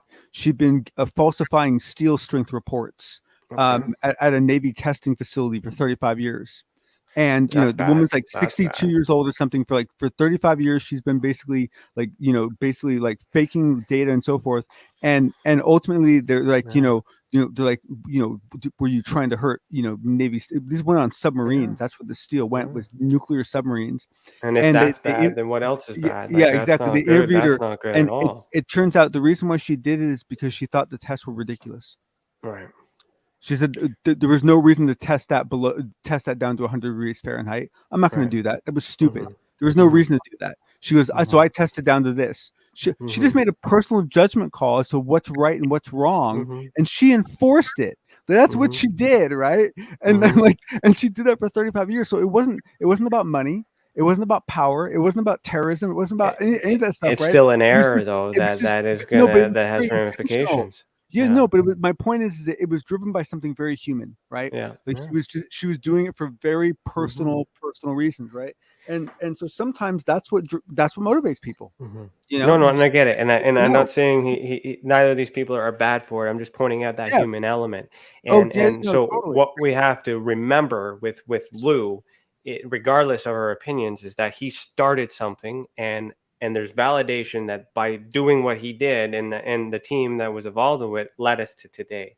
So everything he's talking about now could be speculation, could be riding the wave and the momentum. But if that information comes true later on, then there he goes. He gets to be in the limelight a little bit again. But for me, he's off my radar because there's nothing new. It's just talk. It's just where's the evidence? Did you hear the John Ramirez interview? No. So in one of the interviews, I think he's only done 2, maybe 3 interviews so far. In one of them, he basically says that he said, you really can't think of this as disclosure. What this is scheduled dissemination. Okay. And he went on to describe like exactly what that means, because it essentially means that there are certain things that have to happen before other things can happen. And it's like, and that, you recast, you reassess all of the UFO data you have with glasses on, thinking that, right? Thinking that this whole thing's been scheduled dissemination, and it's an interesting view from a data match. It's just as possible as anything else. Yeah. The other possible. No way to know for sure. Well, the thing is, you look at the business with Lou. I mean, he worked for the government allegedly, and he left the government for whatever reasons. And he has information. He leaked that. He created a problem. So whether or not that was intent was to get disclosure, but maybe he was just a disgruntled employee and wanted to stick it to the man.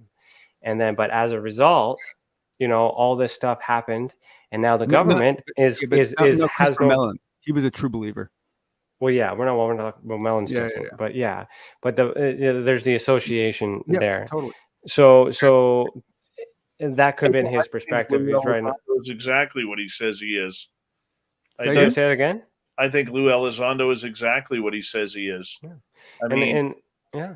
I mean, there's more than enough evidence and enough people speaking up for him to say that he is who he says he is regarding that.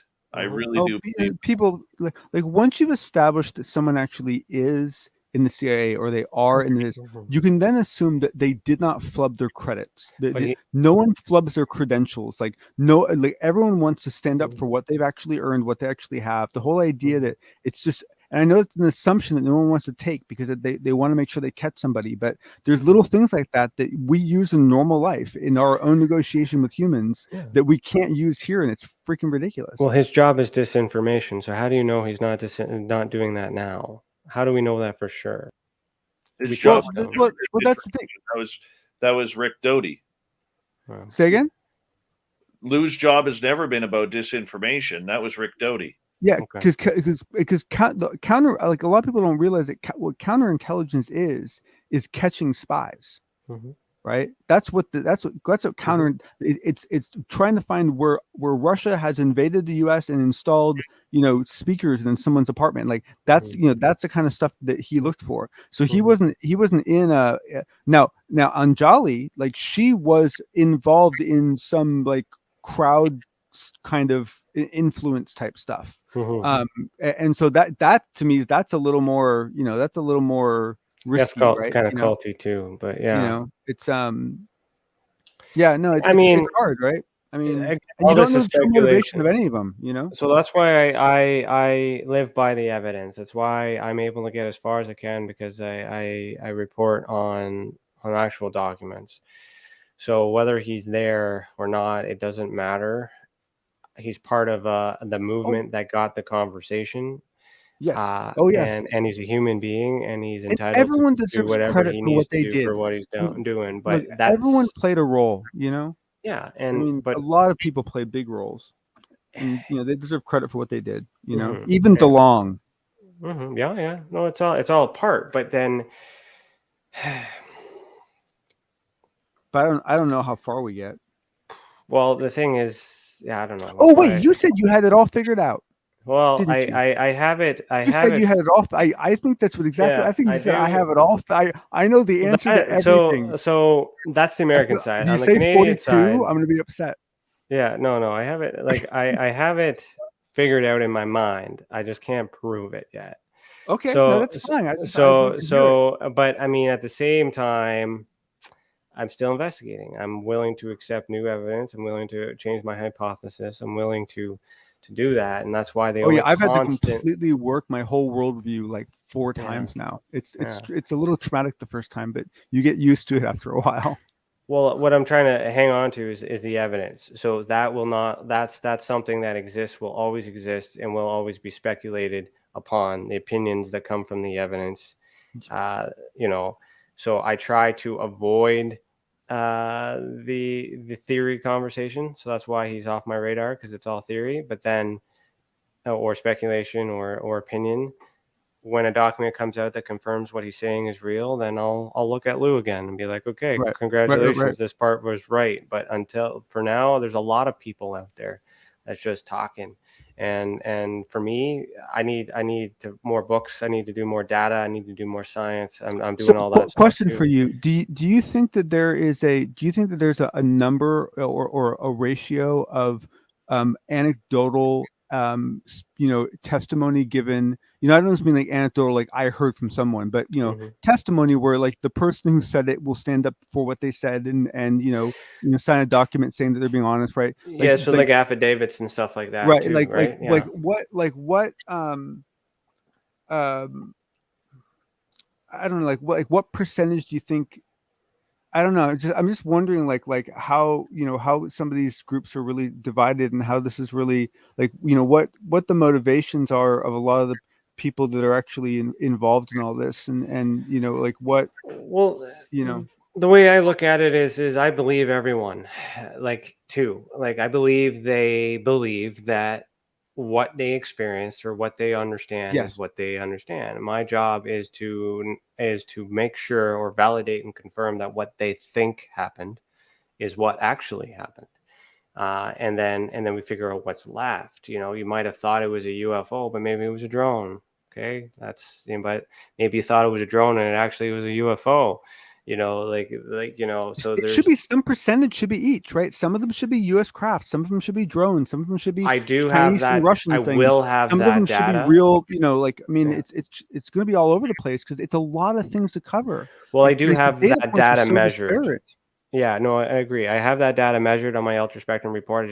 I haven't finished the book on it yet. So I am measuring those when types you say of ultraspectrum. So are you using a spectrum as like a database key to connect everything together? Yeah.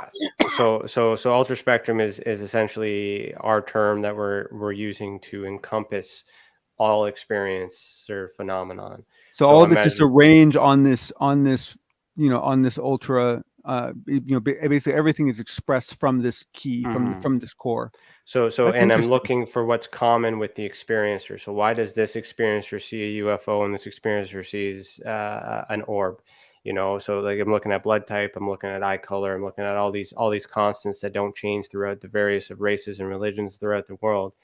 And then I'm also looking at their evidence and then comparing that to other evidence, and then I'm getting a medium. I'm getting my average from that. So there will be. How long have you been collecting data for? I've been doing it since 2015. The first 4 years, I did that for MUFON Canada, but I don't have access to that data anymore because they removed me from the organization. Primarily, but that data should be publicly available. Yeah, but it won't be, and it won't be. So I started doing it again with my own data in 2019. So this 2021 will be my comparison data. So the first one was a sample to see if people would actually follow me outside of MUFON, to see if what my hypothesis was true. The data seems to show that. Now with this 2021, I'm almost done 2021. I'm able to compare 2020 to 2019 to get a little bit of an average and some hotspots, some narrow down some things. But in 5 years, you should be able to get some real confidence in what you're looking at. Well, the way that I have this set up is if you add data to the database, if you have, and I verify that the evidence is actual admissible, it could be used because there's levels. There's testimonial, there's analogical, which is drawing, there's direct, there's witness. Thank you. That's what I was going to ask you. Do you think that there's a number of anecdotal statements right? Like I said, Mhm. statements of people that will identify themselves. That if you have enough of them, Mhm. they equal more than anyone does. Like Yeah, it's how you basically, measure it. So like one anecdotal story. It's like, but if you get like 10 of them, and from completely people don't know each other, the and they story all have the same itself. story, like Yeah. is that enough? Like Oh what's yeah. Well, enough to make it like weigh a higher fact? so the expression "a picture says 1,000 words," Yeah. right? So I have the data, I have the reports that come in, and I get them to draw if they don't have it, and then I hold on to everything. I hold on to the whole year sample before I put it out, because I don't want other people reporting to be like, drawing the same things and fudging the data. Right. So I hold on to it for a little bit, um, and then I release it all in those batches. So when I'm seeing people draw what they describe or what they're seeing in their mind, sometimes those images compared to each other look the same. So then I can start to see, okay, the shapes are round, the colors are So orange. be honest, man. Do you just Yeah. like stay up sometimes, like late at night, and just do like queries of your own, just to answer your own questions and just look for weird stuff? I stay up late at night and I troll Twitter and tonight I was pulled into this because I was trolling Twitter and realized I was tagged in this, which was nice. So Right, was it? Did you have? I mean, if you don't mind me asking, did you have experiences because I mean, your passion for this, man, is like, I gotta say, dude, of all the different people I've run into in this whole community, the amount of drive that you have for what you do it's impressive, and you are like dedicated. I And appreciate that. Thank you. how much of that is you just love the fact that you get to geek out on a part of your actual career subset of features, and it's fun for you? Or did you also have some personal experiences that are really kind of driving your energy levels? My personal First off, it's about it. He can't shave. Yeah, but maybe that's it, man. Maybe that's Yeah, that's it. maybe that Oh, could be by the way, John, my biggest troll ever, AK Willie, with a great $5 super chat. Thank you so much. well, thank Willie. you, He said, AK John Willie. Hudson, you are the true talent of this show. Right Oh, on. that's very sweet of you. Very, very kind. I appreciate that. Yes. That. Yes, Willie, I love you. Even though you hate me, I love you. You know, Any press is good press, Dave. People hate me too. know. Even though they don't talk to me, they watch me. Chris Rutowski has opened every single email I've ever sent out, even though he's never messaged me. But see, that's the other thing is that you don't. I've never seen you get rude. Like I've never seen you like you actually push your energy to a level. Whereas there's a couple other guys that I know at some point they were probably really well-meaning, passionate people, but now they've corrupted and they've become like vengeful and like mean and like all this I stuff. hate to cut the conversation. Oh, Dave. Can I just answer his last question though? Dave Because needs to that's kind of curl a up good with question. his- Can with I his- answer that? Yeah, Yeah, you can please answer it, then I got to get going. Okay.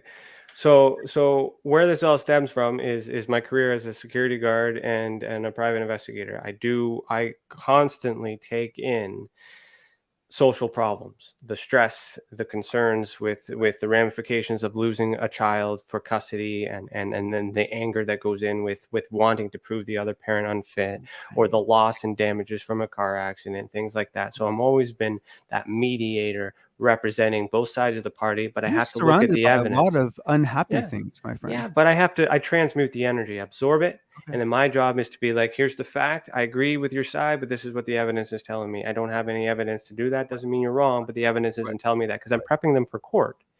So I'm doing the same thing. I do all that privately. So what the passion is for me is that I'm able to do what I do privately, publicly. And I'm able to show people what I do for a living in this environment. And by doing that, I'm And bring creating value to something you care about. and I'm doing this for the people. I don't want to be I'm not trying to be the people's champ, but like that's kind of that's the drive. Because if the government does give information, maybe I could be a portal to be like, look, this is what the government is saying. This is factual. This is not. Make your own. I can mediate.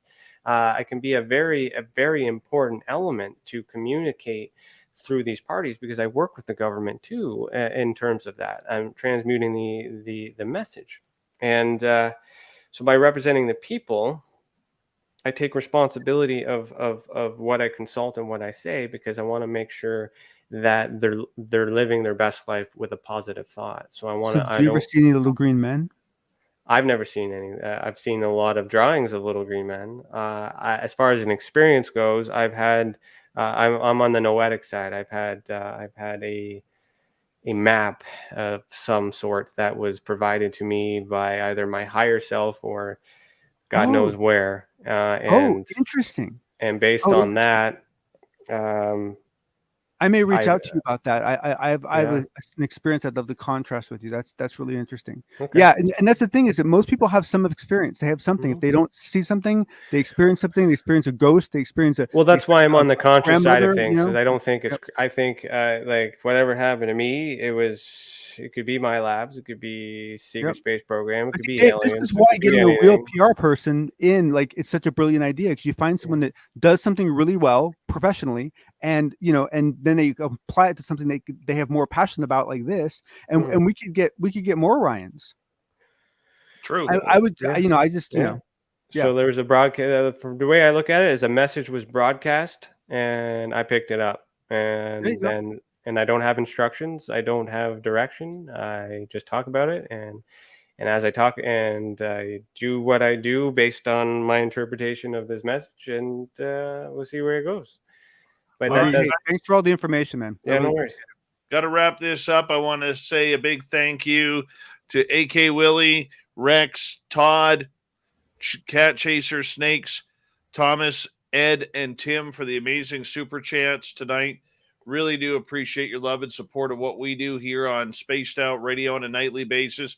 Tomorrow night on the show, Science Bob and Friends, Frank Milburn will be our special guest. Cool.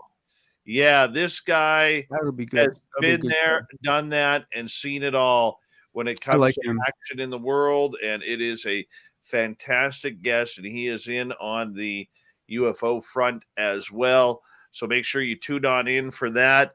Big thank you to everybody who gave us a thumbs up, thumbs down, thumbs sideways on our YouTube channel tonight. Big thank you to everybody, all our regulars tuning us in and checking it on out. Hey, Raven is Ryan and Excalipurful. Good to see you guys, even though it's late. Big thank you to all the veterans out there who tuned us in. We love you. You always have a safe home here on Spaced Out Radio. Do not forget, my friends, if you do not mind, follow us on social media, on TikTok and Twitter at Spaced Out Radio, on Instagram at Spaced Out Radio Show. My personal handles at Dave Scott SOR on Twitter and Instagram. And of course, our website, spacedoutradio.com. You can check out all of our features and swag that we have there. If you're new to the channel, do us a favor, hit subscribe. We'd greatly appreciate it. And thank you so much. Have a good night. We'll talk to you tomorrow night with Science Bob.